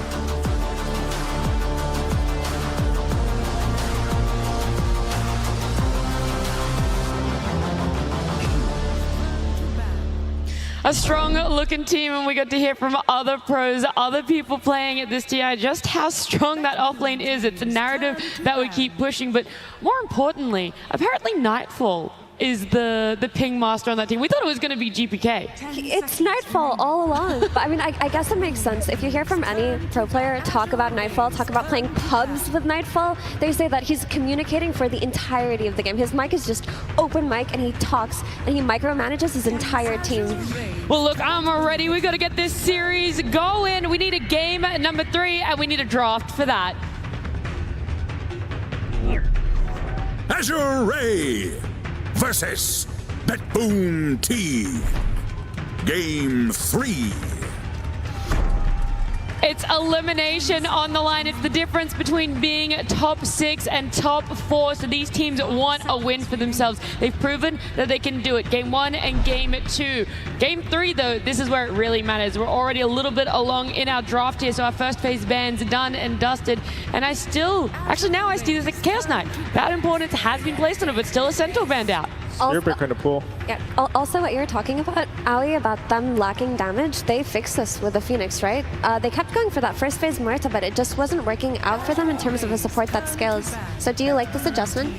Yeah, I think the Phoenix is for sure a good adjustment. I think they need something like that in this series. I feel like when you have heroes that have damage, you just have way more options on the map. And right now, how the maps where it works is it's so large that if you have to bring too many heroes to do like kill one hero, it's not worth it. Like you either bring a lot of heroes or you want to make plays with just like 1 or 2 heroes. High damage supports generally lets you do that, and then they all scale into the mid late game. Yeah, you guys were right about targeting the pure. First 4 buns are dedicated probably to him, and they've taken all his best heroes. But I do want to mention like about Nightfall as well. Like I've been with this team for a while, and this guy, like, he genuinely want to help his teammates excel and like be better. So he's like very active, he's like very smart about the game, and he's not looking only from his perspective, from his role, but he's also like trying to help his teammate as much as possible. So I think like he was talking a lot with the Pure and like sharing his experience from the offlane. That's why Pure transitioned to the offlane this fast, right? And I have to say that role swap between Nightfall and Pure, where they decided to just put Pure on offlane and Nightfall back on carry, was the best decision they could ever make, because what you want to see from your carry is like stability and dependability and, you know, that clutch potential. Whereas from your offlaner, you want someone who's explosive and willing to take risks, and that's characteristic of both of these players. They were just playing the wrong roles the entire time. Yeah, I think it's genius too, but it wasn't like I don't think they're thinking about like this long-term decision of like how it's gonna end up, but mostly was like, I want to play carry. Do you want to keep playing with us? All right, go to the offlane. It was more like that. Wait, that happened because Pure missed out on Berlin Major, right? So Nightfall had to play carry, and then they played with an offlane sub. Yeah. I forgot who subbed for them, but I think after Nightfall played carry again in the Berlin Major, he just felt his calling. He thought to himself that this is where he was always meant to be. 5 seconds remaining. Berlin Major. I was there. I was going to say the person right next to you something. And she doesn't remember me. that's the joke. He is very forgetful. So, Aoi, I just want to know more from you, actually, about Clockwork and... Can I leave? Like, you can go on. Yeah, I'm leaving. I'm sorry, I was joking. Come back. I was a joker. I do though want to hear, Aoi, because you mentioned specifically the Clockwork about some of their last drafts. You wanted some innovation. Is this the innovation that's going to end up in a win, though? I think Clockwork's a really good counter pick to Enchantress specifically. You're really good at blocking her camps, you're a good kill threat on her, and honestly the creeps don't bother you that much. I think this is like a very classic Azure Ray pick actually. I think they play it on both 4 and 5. And what Clockwork excels at is also what I think Azure Ray's strength is, which I really like, which is after the laning phase sort of breaks down a bit, you know, between 5 to 8 minutes, he's going to meet up, whether this is FY or Qiangming Clockwork, they'll meet up with each other and they'll go for kills on any lane. And also it just opens up to enable that really long-range damage output from things like Phoenix or potentially even the snap that they ran yesterday.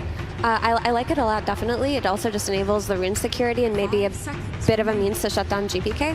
But now that this Brewmaster has come out, which is an Azure Ray specialty hero, I wonder if Betboom are eyeing that Night Stalker, because a lot of teams have played Night Stalker recently into Brewmasters, into Weavers, into Muertas and Phoenixes, so for me, it's looking pretty good right now. Actually, I like the Weaver that you just mentioned. That sounds really good to me. I think the Night Stalker, it can work, but the matchup versus Phoenix can be weird. Like, sometimes you spot the Phoenix, you kill him. Sometimes he presses R, it's daytime, you're pathetic.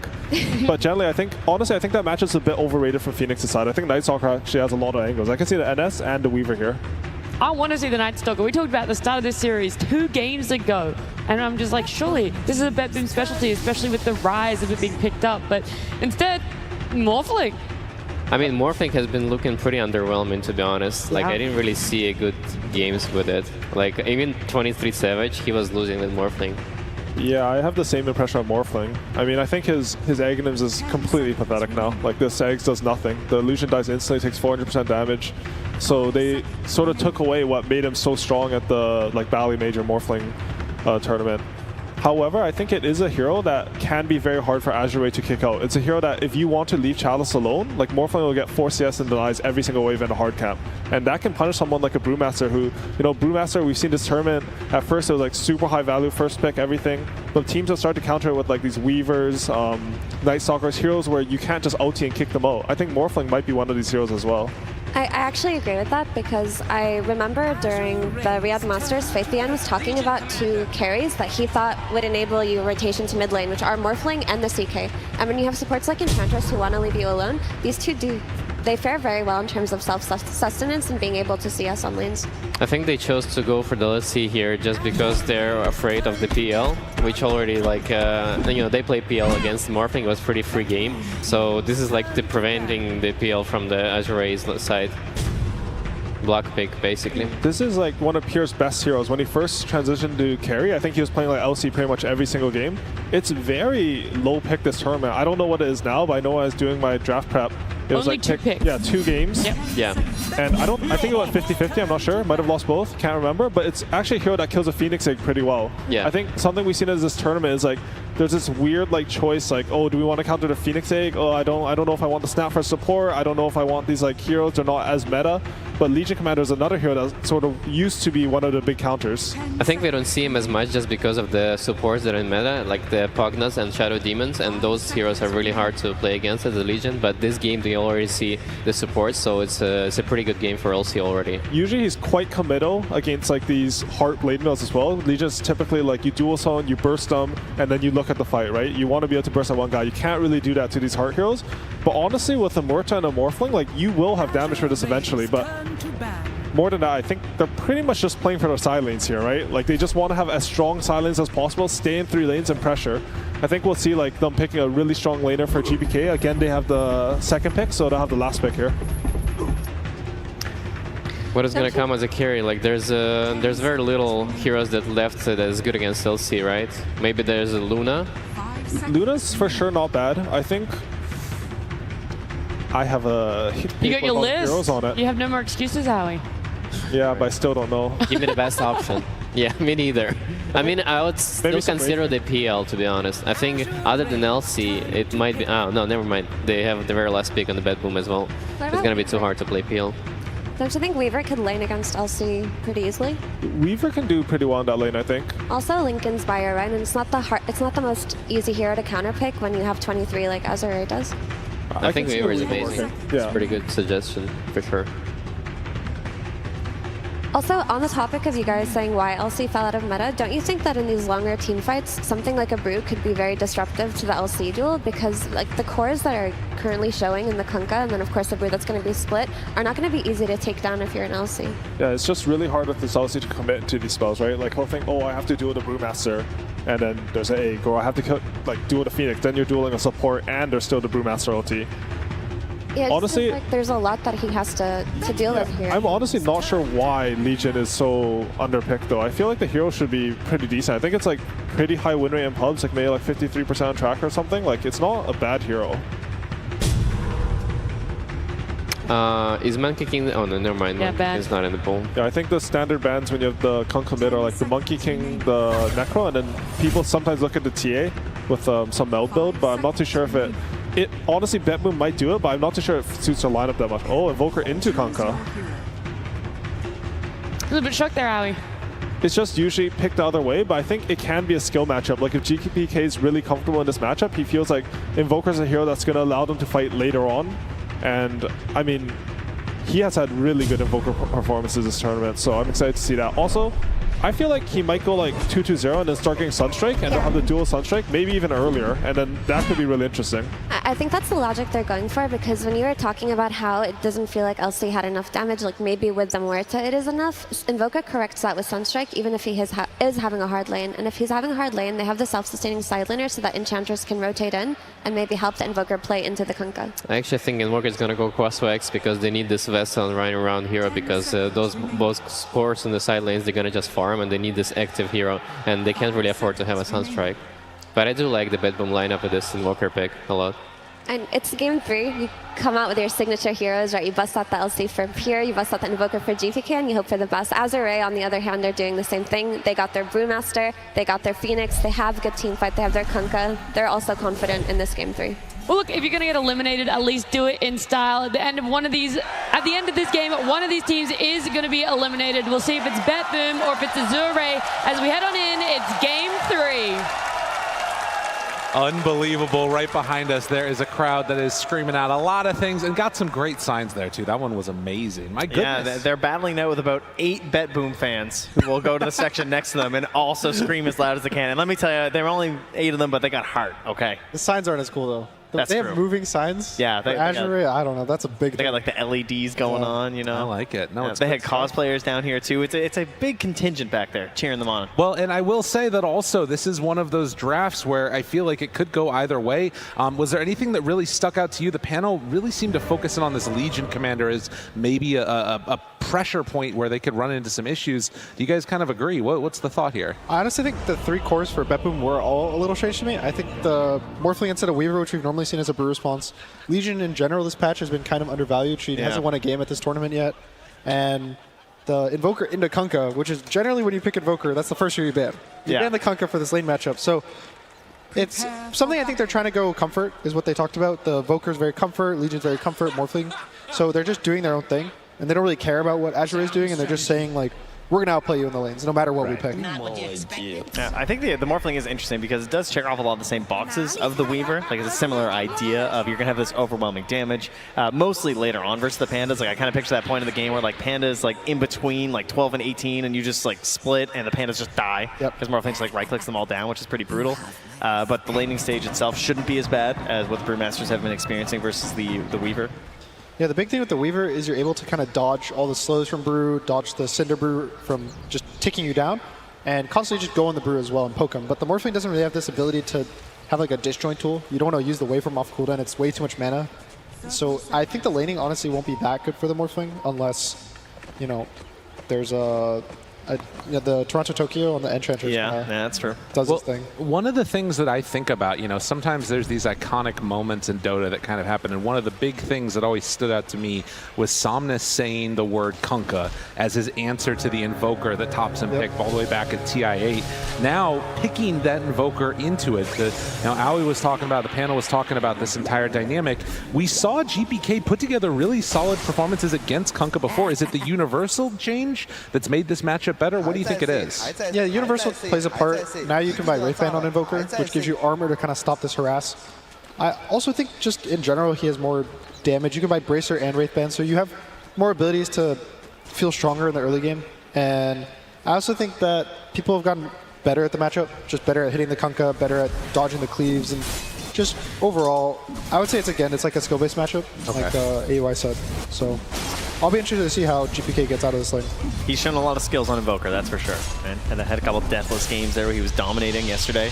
One deathless game and then immediately died in the next one. They tried to punish him, but we all know he's got a mean Invoker here, and he wants to bring it out on the main stage whenever he can. Somnus also goes for the double gauntlet start, which is the build you go on Kunkka when you feel like you're going to crush the lane.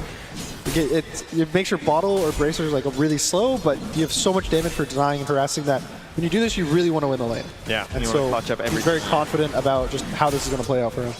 So far, he's doing just that. 4-3 versus 1-1. This is not how that Invoker performance went the other day.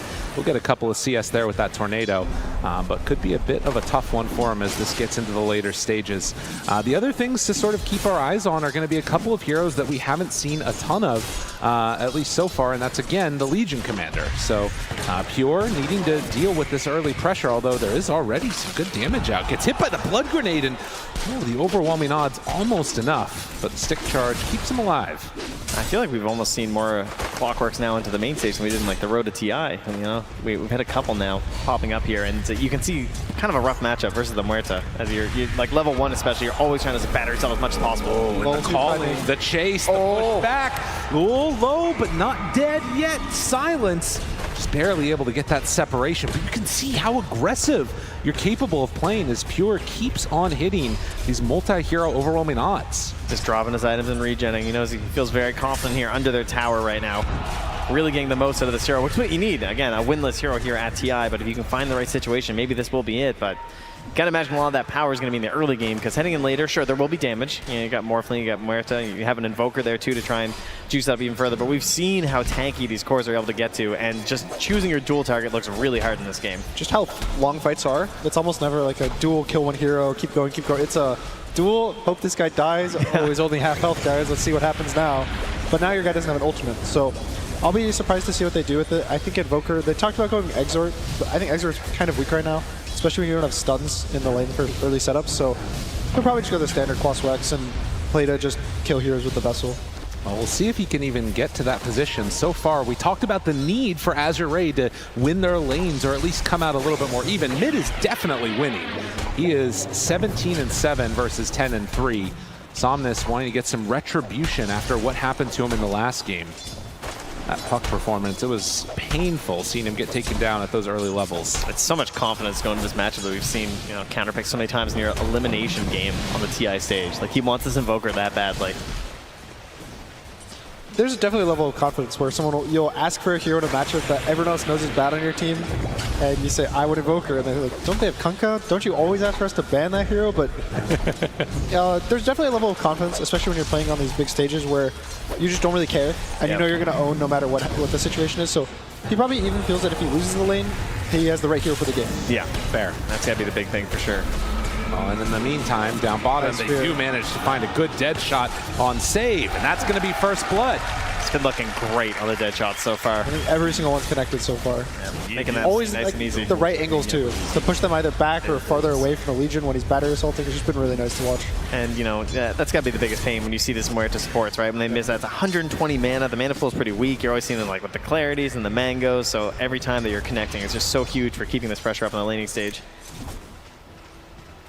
Yeah, we're going to see this mid gap, but just going to keep growing. I think this matchup doesn't get any easier for Invoker as it goes on. When Kunkka hits level 5, the harass is just like kind of almost too much. Invoker doesn't have the old healing he used to have from Quas, so all his healing pretty much comes from Cold Snap or a Bracer.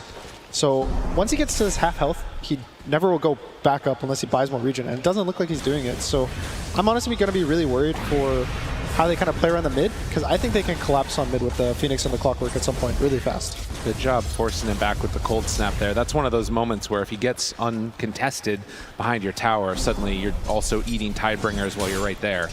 So will Tidebringer to secure the CS, and GBK doing a good job of keeping his distance at least for now. After the Tidebringer spam starts to come out, although just to be careful, he might think about chasing there. Save and Pure, we're kind of thinking about with his dive. They force the tower. It's just good pressure. Yeah. Now Pure a little deep. Battery assault, but won't be able to do that much more, I don't believe. Save takes a lot more. Much less tanky hero on that Muerta. And you can see that there is a lot of potential aggression, and Tidebringer will really bring down that Invoker low, but likely won't be able to find a kill unless they get some type of a X play with a TP rotation or something. And we haven't talked a lot about bottom, but down here, things going great for Chalice. Again, like this idea of the counter pick. It's not a super pressuring one. Morphling, a very hard hero to kick out of the lane for sure. Oh, Toronto Tokyo. This is big. They make the move, and the Hellbear Smasher, it's going to be enough. That's so huge. Toronto Tokyo, that's what they needed. That's Ench, right? You know, that is what you need. Perhaps taking some notes from his old captain there, Poshka, right? I keep seeing those videos, Team Spirit. He's like, I told you Ench was good. Every video was the same answer. Right. You're not wrong. That one showed the power of that hero. And GPK, after getting that little bit of help, is trying to finish off that urn. And kills like that matter so much. Now that the Voker, he got a free wave, he'll probably get another free wave because it pushed in so much, and his game's kind of reset to some extent. And he's going to not feel that bad. The lane matchup, as long as you're able to kill the guy who counterpicked, I say counterpicked. Yeah. Self-counterpicked, yeah, self-counterpicked, but he's able to get out of the lane, and once you play the game, matchups like this end up not being that bad for you. So he's going to get into the game and feel comfortable. Wow, super comfortable on Chalice with the Centaur chasing him. It does actually look like he's going to be able to escape. The urn finished for the Invoker now. Morphling not able to apply any more pressure there. Does have level 6 on Somnus. Not easy to get in range for a boat kill with X. Are they trying to go now onto Pure?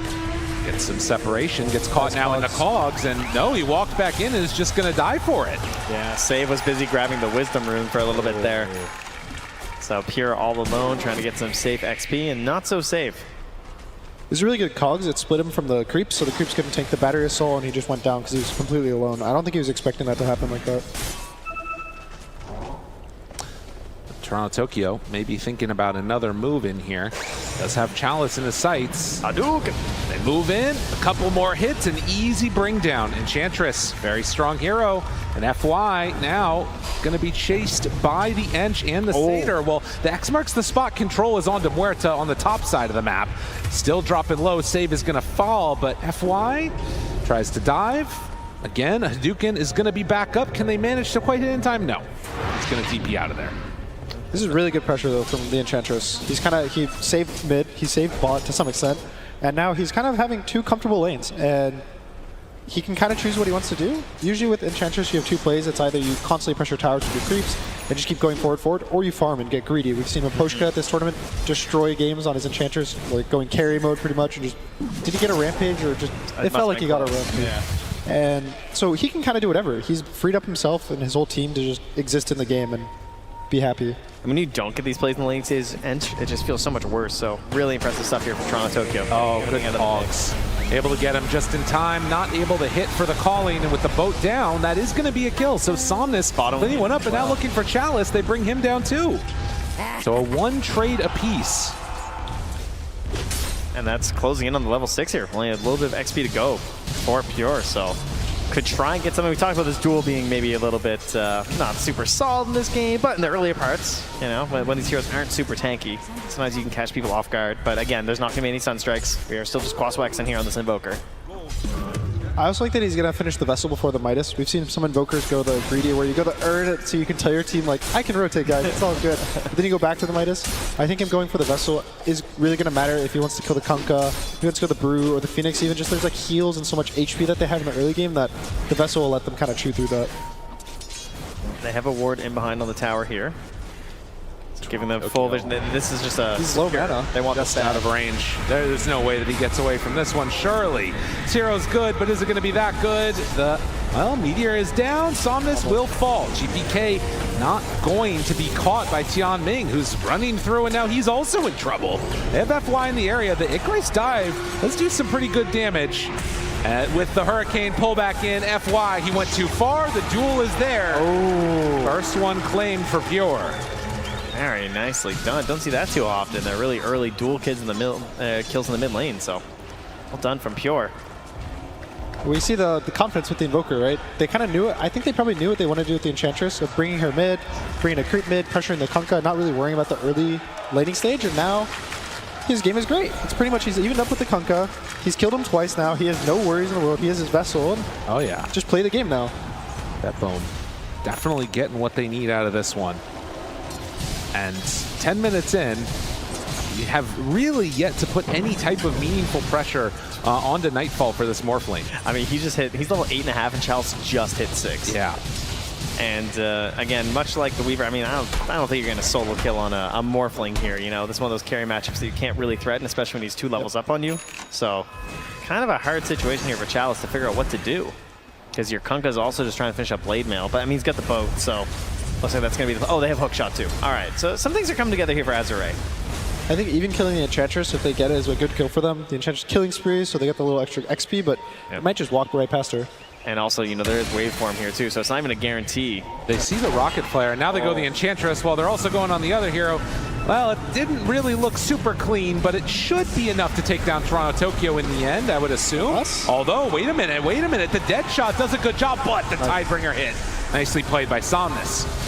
It's going to be Tian Ming dying. Lul makes the movement over. A Tornado EMP combination. It's going to drain all the mana from these big strength cores. And in the end, it's just going to be support for support. They can't take the fight anymore. Kunkka has no mana, Brew has no mana, so they bring all their heroes bot now. 5 heroes. Even the carry Luna comes to the bot lane, but they have to walk backwards. And this is kind of one of those things that feels so bad when you bring your whole team and you have to retreat. Yeah, you're getting the call there as the Luna who, you know, has 2 points in the Lucent Beam, no Eclipse, you still have to show up, and now your Brewmaster, no mana for a play here, no stick or wand, and no hope. Hoping to get away, Sunstrike hits. That's enough. Nice try, Nightfall. Almost got the kill. Yeah. Pure?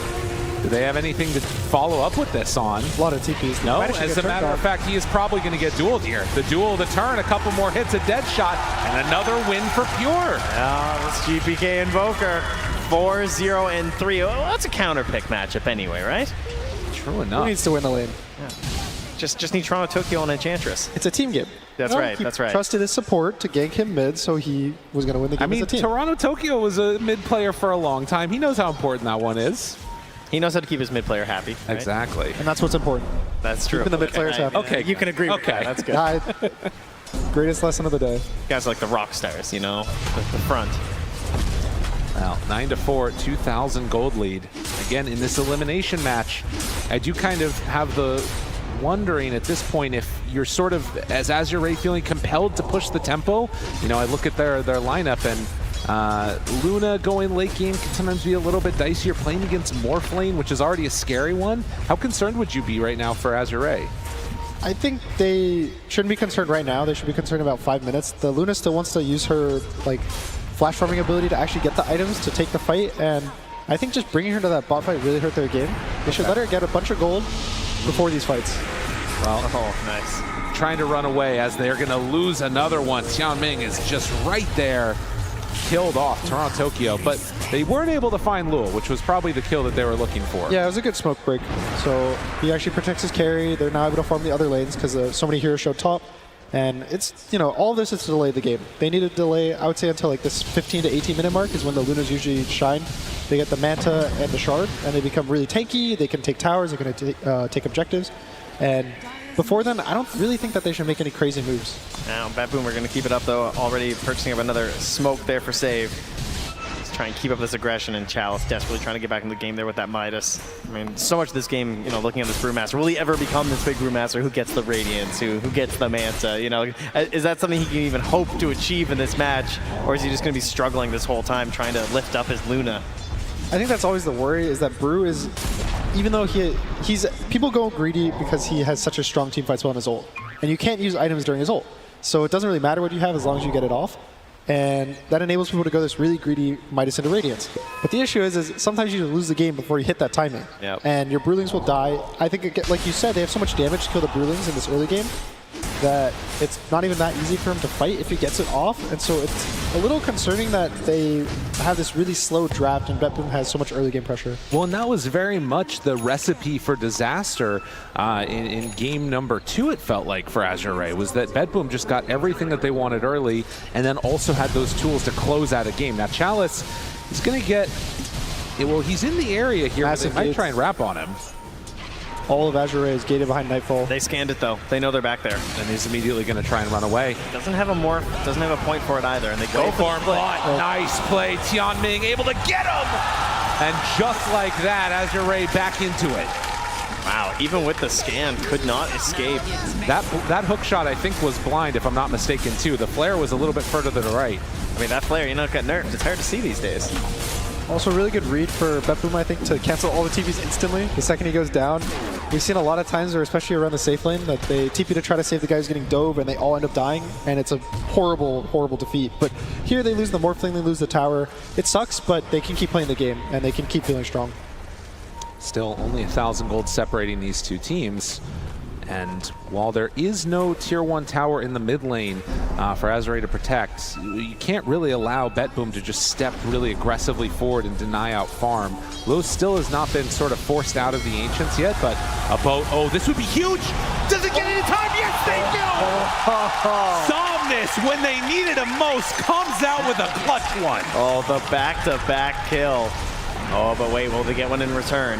GPK stepping forward. Chalice wants to get out of here, does not have ulti. They're a little bit too late, but with a little bit of help, maybe they can get a return kill. Toronto Tokyo's there, they have the egg, but the hook shot comes in, stops that from Pure, able to interrupt with the battery assault. Just like that, Azure Ray, they're streaming forward, wanting to find the kill, and they will. Save, trying to do what he can, but also with the ultimate coming out on this Luna, they've got him under fire, going to fall. Oh my goodness. Unbelievable stuff here from Azure. I gotta give it to Tianming. Like the way that he's playing and stopping these ganks on the Luna, allowing Lu to stay in this game, getting this little bit of disable on the Ench, and then the hookshot to save the egg, like... And then another one. Like, he can do no more. Tianming making the plays when his team needed him, and Somnus is able to catch there onto Toronto Tokyo. The last couple of minutes have been disastrous for Betboom, and it's Azure Ray who are benefiting. It almost feels like these 2 morph kills matter so much. He dies once, they lose the tower, he dies again, and now Betboom feel forced to like want to take this fight. They're like, oh, they went on our morph, they used boat, we have to take this fight. We're getting picked off all across the map. And now they take a fight 4v5, and it goes horribly. Yep, and then it just chains further, because after that second death, now we're come all the way back around where the split's back up. So Chalice can feel like he can pressure in, and suddenly like what looked like kind of a pipe dream of this Radiance is just getting closer and closer right now. Well, and in a way, if we think again back to what has been sort of the question for Betboom is, can they keep their composure under these moments? Can they sort of stop the bleed from happening when things stop going their way? We'll see if they can recover over these next couple of minutes, but it's got to be scary territory in this elimination match with it all on the line. Got to see who it is that's able to step up from Betboom to make the moves they need. If they're going to fight back, it's got to be Pure. Having that Blink Dagger coming out here on the Legion Commander, you imagine that that's probably how you're going to enable it. Currently, though, I think, what, 2 points Exort still on the Invoker, so you know the Sunstrike's not too spooky quite yet. Yeah, I think it's definitely really scary, especially when you reverse these like timing drafts that they can just end the game at some point. You reverse a Luna and a Brew, and I would say that if they get this Roshan and the Luna gets like this next set of items, they can just end the game. They can just walk down a lane, the Brew will split if he needs to, Kunkel will bone save, and the game will just end. And so whenever you're in these positions and you start to kind of throw away these early game leads, it gets so scary because you know that this timing is coming. Yep. Very quick snowball possibility here, and Somnus recognizing what they're after, Xing just even small distances from the tier 1. Does not want to give anything up to Pure. They probably know this Legion Commander's on the hunt, and they look at the minimap, they don't see her around, so... Yeah. You see Toronto Tokyo, though. I mean, you can see how contracted they're playing right now, but they are Tokyo microwave gonna run through. Gets caught. They all gated on the side of Betboom. But can they catch this afterwards? They already used the split. The egg is down, and now Pure, he's in too far. They wanted to make a move, but they're gonna be the ones that get caught. They tried to bring down Tianming. The heal is there from the Supernova, from the Phoenix. Pure turns, tries to go for a duel. That was not how that was supposed to go. Betboom, what's going on? It's just getting dual damage. Okay, plus 28 for FY. So FY reacted to the Legion blink dueling him and egg during the animation of the duel. So then the Legion kind of got stuck in no man's land and just gets cut down. That was an amazing reaction. Oh, and look at this at the 20-minute mark as well. Are they going to go for this? The Tormentor's doing the ultimate ender? They're trying. I mean, look at this. They got themselves so many heroes here. It's so easy with the Luna. Oh, the ultimate snowballing possibility. That's big, and that's the one that FY wanted. This is huge for Azure Ray. Of course. I mean, we saw that FY piece right during the break in between these series. He was saying it's that final step that he wants to take as a player to make it again, win a TI. Got to get through Betboom to get there, through the lower bracket, a way that he's not used to going to the grand finals either if they can make it. But we'll see. It all has to come down to this. Can Betboom stall out this pressure that they know is going to be coming? It's definitely going to be around this Aegis timing. I think Luna is really going to want to call for an Aegis timing, like a Roche kill in the next minute or two. And if they can survive that first Aegis, I think that they have a shot back into the game. And so it's basically dependent on, do they get pickoffs with the Legion? Are they able to cut the waves with the Invoker and the Morphling? Is the Enchantress able to like drag waves? GPK, they see him, Tianming. Oh, the tornado! Interrupted. As interaction I didn't know about. Cog's not going to connect. Still hanging out. Oh, he goes through and gets the duel. Oh, not this time. All right. Pure taking a little bit of retribution for himself there. And now finding save Tianming. This is the kills that Betboom wanted. The back and forth that's happening between these two squads. They're very strong together, but you start breaking them apart, get them out of these auras, right? We've also seen some of the Luna lineups where they're trying to go high ground a little bit too early. That's being punished a bit here, so it is very important they get this sorted the right way. And look at that, GPK gives the tip over to the Clockwork, and they're going to be the ones to steal this pivotal Aegis. Try and slow down that tempo that Azure Ray is playing with. Yeah, this is going to hurt Azure Ray a lot, actually. And this is, again, I think this was their big timing in the game. They had to group up, they had to take this Roche and control the whole map. And they lost the entire chance now. They're going to have to wait about like 10 minutes just for Roche to have the ability to get in their hands. And they are now in the defensive. They can't just pick off the Morph for free like they have in the past. And it's going to slow down the tempo a lot. They have hit some pretty big items, though. They have that Radiance finished up on the Brewmaster. There's a BKB done for the Kunkka as well.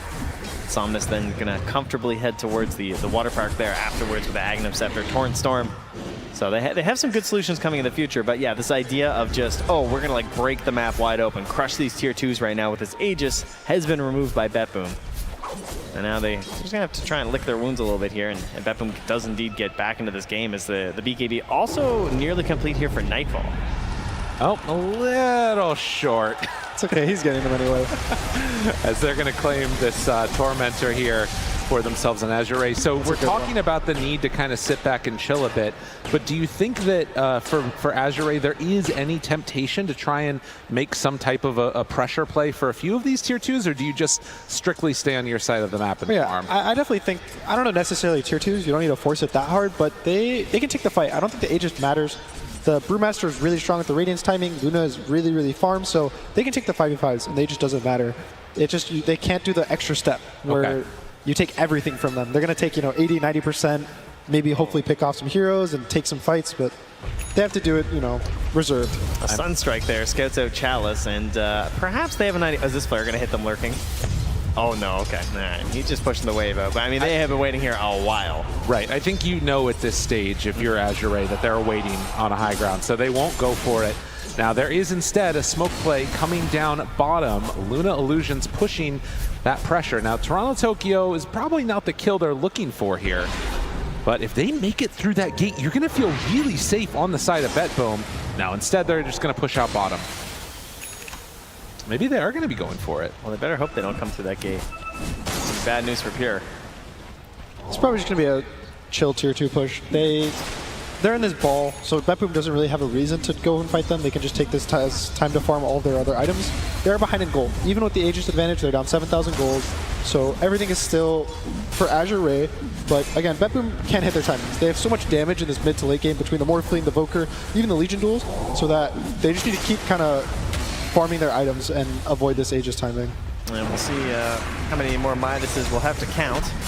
For now, it's just save, looking at it on the Muerta. Azure has 1, right, on the Brew? Oh, yeah, that's right. Yep. It's currently a 1 Midas advantage for Azure. Important thing to keep track of in these ones. Also, BKB timings. Going to be something else to watch for. They've already got it on that Morph. The Invoker, Legion Commander, everybody going for BKB, including Toronto Tokyo, interestingly enough. He's almost got his done, too. It's really important versus Kunkka. Everyone goes Ags on Kunkka, and it's pretty much unfightable without a BKB on any hero. So Enchantress goes 1, you know that you have to buy 1. Meanwhile, Somnus, just off the mark. The silence is there. That's enough to get save out of trouble. Are there any interesting morph choices here in this game for like end target? Yeah. I mean, there's kind of like some escapes of the Phoenix sometimes, Yeah, have to like bail out on one.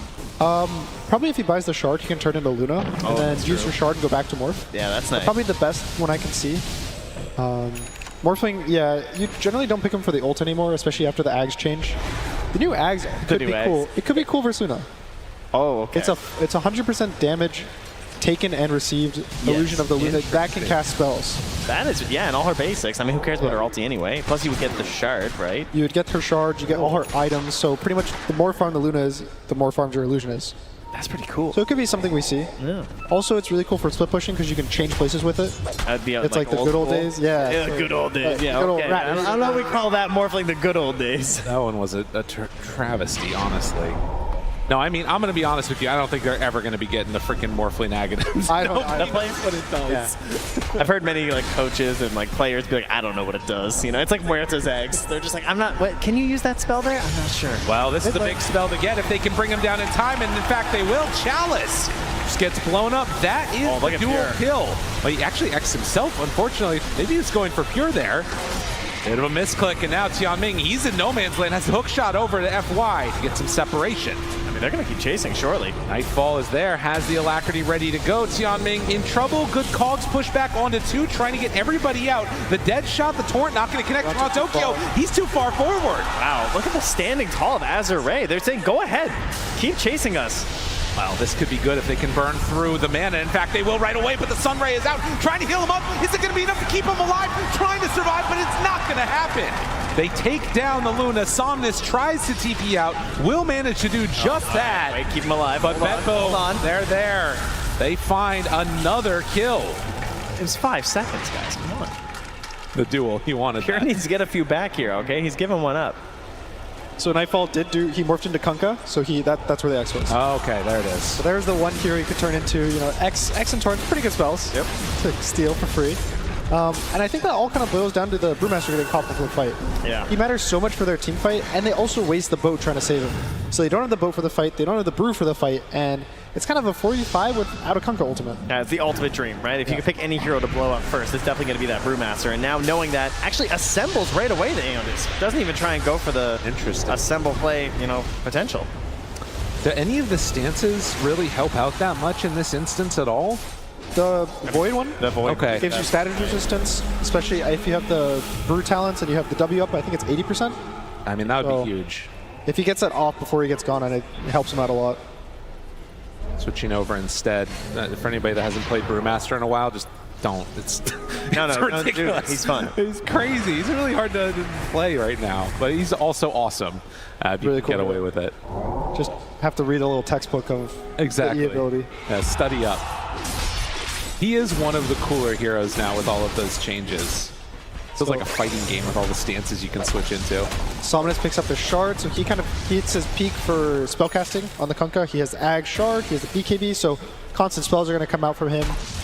And again, I think Azure just needs to make sure Brew lives at the start of the fight. Anyone else can get dueled. The Luna will survive. Kunkka will probably survive, but the Brew, even if he doesn't survive and he doesn't get his split out because his mana gets burned or whatever happens, it's bad for him. Yeah. So just make sure he lives, make sure he doesn't get gone on first, and just take the fight from there. Yeah, of course, it's going to be a little bit tough for the Brewmasters these days because you don't tend to have the Blink Dagger, so you're not really like lurking. You're just kind of there. You got to be in the front now. Yeah. Right. Be a bit tougher to handle. And maybe they'll dissuade them from doing anything too crazy until they actually go back for that Aegis, because the early spawn time is coming up rather soon. Only another 30 seconds away. Yeah, we'll see what that timing actually ends up being. It's going to determine a lot of where this goes. I'm channeled in this time. Okay. I think TI main stage, I get it right. Tell me, what's the timing on the Aegis? 53 seconds. 53. Yeah. That's interesting. I'm very confident. We'll believe. 2 minutes and 17 seconds. You want the long one. Yep. Already we've had 2 games there, 2 series that have gone to 3 games.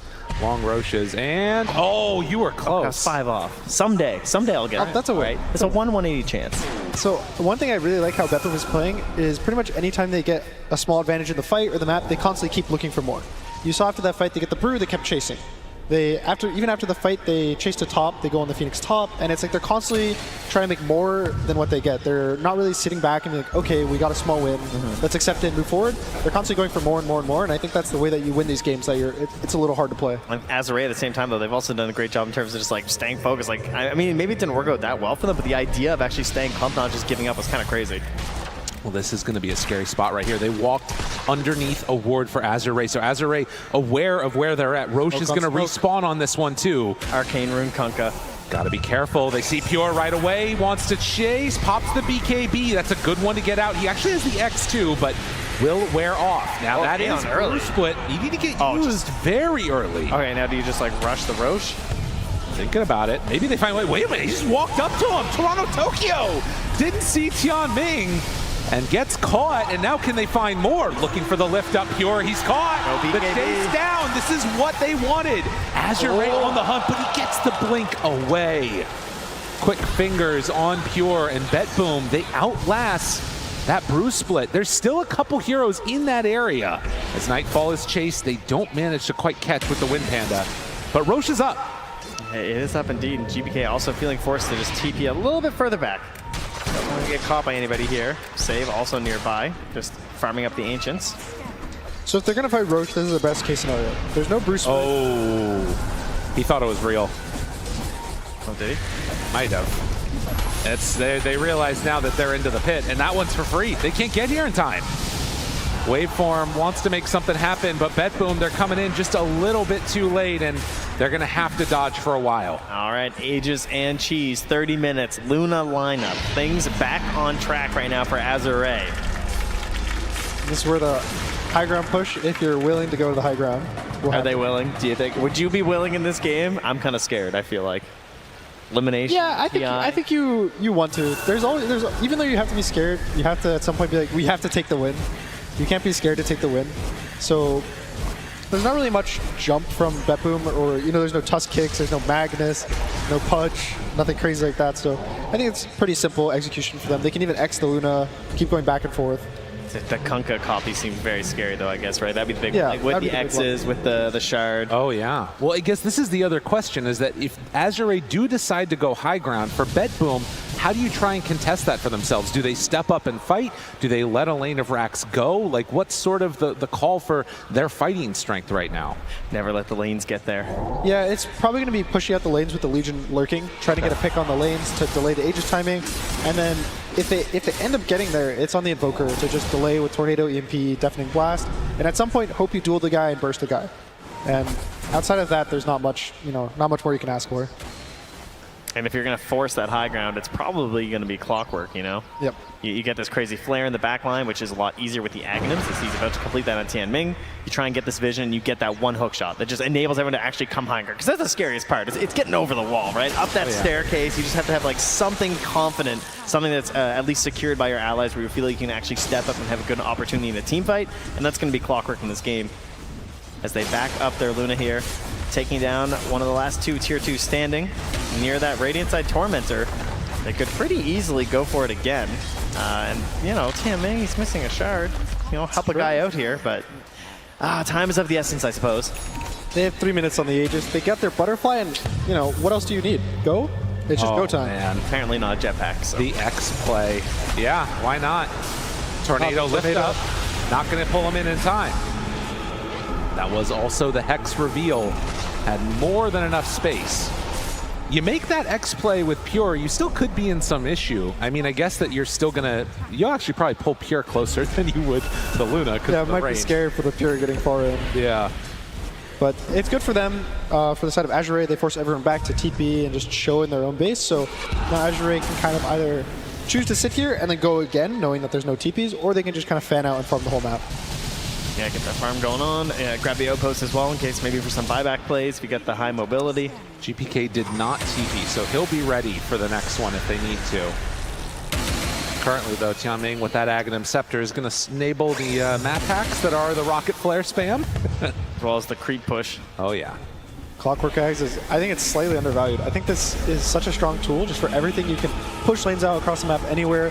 You slow heroes during the team fights, which that change is crazy. It's so strong to just have a slow. Yeah. You can even just like Cogs become a right-click carry at some point in the game with a heart. Oh. Where you get those. Oh, God. All right, well, they are scanning. They realize that GPK is stealing their Wisdom Rune, but they're just going to have to deal with that. So they're going to go grab the one from Betboom.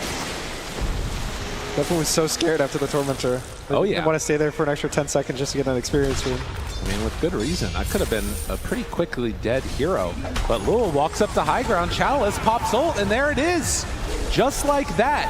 They're going to be able to force out the glyph, and I think with these Brewlings, there'll be enough damage. They are burning through them pretty quickly, but a couple more hits. Beating into it, backdoor protection is up. They don't quite manage to take it down. So low. It's actually going to survive through it. Sunstrike not going to connect. They are going to have to back away. Now, that was the Aeon Disc that they managed to proc onto FY. I mean, it's just good poking. They have so much time on the Aegis. The Brew Split, I wouldn't say they needed to fight. I think if Betboom walk into them right now, they would still take the fight with or without it.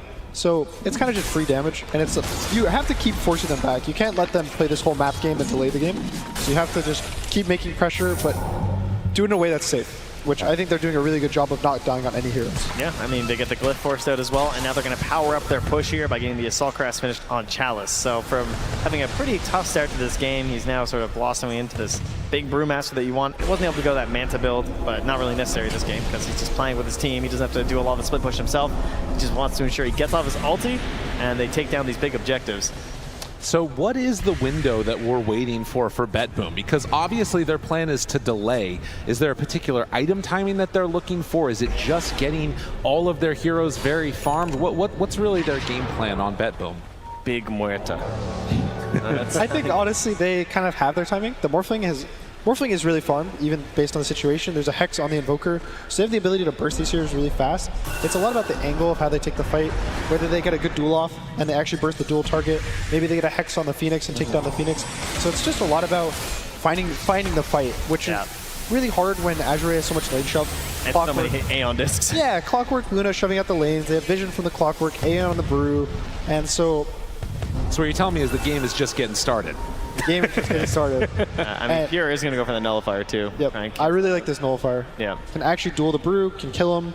The Aeon proc won't like status resistance the duel. Nightfall, go back. Oh, that's tough.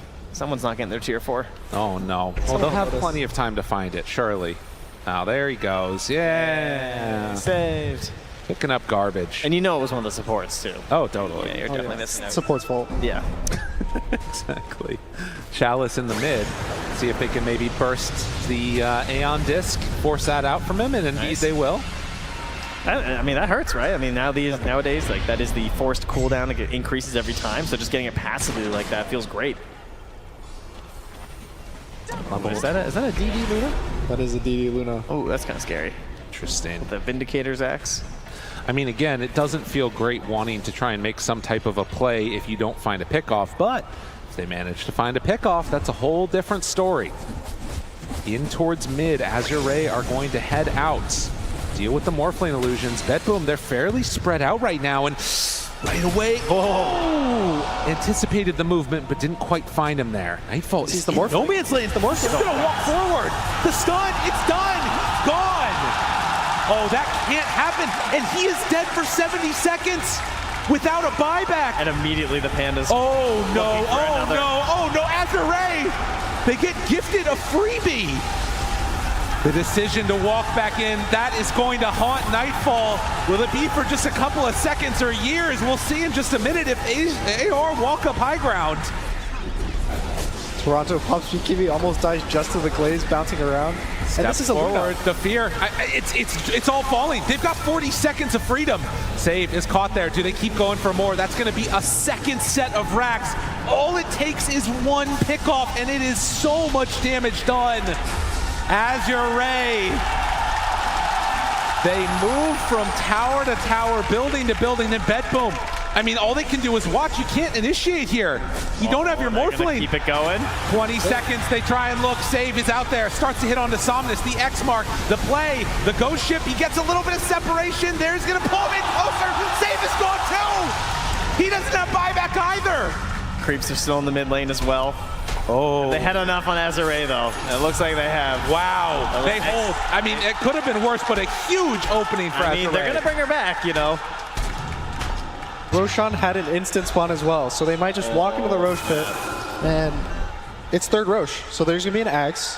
Oh, jeez. There is no vision, at least, to see like the walking Roche. The Sunstrike comes down, but it's going to fade in time. Oh, the Sunstrike right before Roche walked in. Yeah, Roche was making a trek across the map here. And there's the flare. They know. Letting them know. They know. Azure Ray. I mean, that is such a huge, unbelievably monumentous moment in this game. That's going to be revealed now, and they're not going to get here in time. Third Roche to Azure Ray. All it takes is one mistake. Coming out here now feels like going just through the motions right now at this point. For Betboom, like, do you really want to make your way over here? Walk out there, farm a few camps. Yeah. Just walk backwards, and it's all going to be this high ground hold. It's how do you take this fight, and who do you focus, how do you cast your spells? And they're going to choose to fight outside the base. I think this is a good idea, because once the Luna gets on the high ground, I think it's impossible. I mean, you can see it just bouncing around the buildings, how much it's just shredding through them. They can't actually fight inside their own base because of it. This is going to limit their buyback possibilities, though, obviously. You know, your buyback not quite as valuable if the fight takes place outside of your high ground. It's also only the Invoker and the Legion who have buys, and you don't really want the Invoker to be the one having to buy back. Yeah. And the Legion, once she duels, as we talked about earlier, she's not one of these heroes that has a massive amount of HP and constantly doing damage just being alive. She's kind of a one and done. You duel, that's it. You just exist to just say hello to everyone and purge some stuns off. And look at how they're positioning too. They're just so clumped together on Azure Ray. 5 heroes smoked on each side. Also to our Betboom. Oh, don't. Yeah, they have to back away. I mean, they stuck there as long as they could, but they TP out. Need to get away with everybody, and the problem is, Luna, it's come high ground. Betboom, they've had so many moments here. So much of the year spent trying to get it all to this point, and potentially it's all going to be for naught if they can manage to claim this high ground. Disarmed for now. Lul steps forward. Building, being hit. They tidal wave in, save, try to control. Chalice does have refreshers, so they'll have another salvo of this if they want. X mark. Control, Torrent, got him, caught, saved, dead again. That's a buyback. Low hitting, they don't have answers. Azure Ray, there's the hook shot. They find the high ground, but look at the turn from Nightfall. Pops it, he's staying alive. The duel jumps forward, they didn't get anything off. Betboom trying to hold for all their worth, but do they have enough damage? Do they have enough to take him down? Nightfall, he's out of the base yet again, he's gonna die! 80 seconds gone! Azure Ray, they lasted long enough, and one death was all it took. Lowell feeling himself there on the finish. You go back to how this game started. It was not looking good for Azure Ray. They had to wait for the timing. Chalice, a tough start on that Brewmaster, but he held out and saw this. The plays on that Kunkka to get around the map, really keeping them in this one, so they were ready for that timing, and then they struck hard with those last Aegises. Yeah, and it all goes to the Morphling plays bot. They kill the Morph 2 times in a row with an amazing boat from the Fog. 100 to 0 the Morph. He didn't even get his Morph off. They take the fight, and I think after that it just started crumbling. Oh, an unbelievable performance here. The series going the distance, and one of those moments again. They're going to feel the love from the crowd coming out of the booths. They managed to take this one, and oh man, you got to imagine for Betboom, it hurts. It was a really good showing. I think all the games were really close. Betboom also showed in the second game how strong of a team they are. They just completely crushed the second game. So, just great performance from them. And again, of course,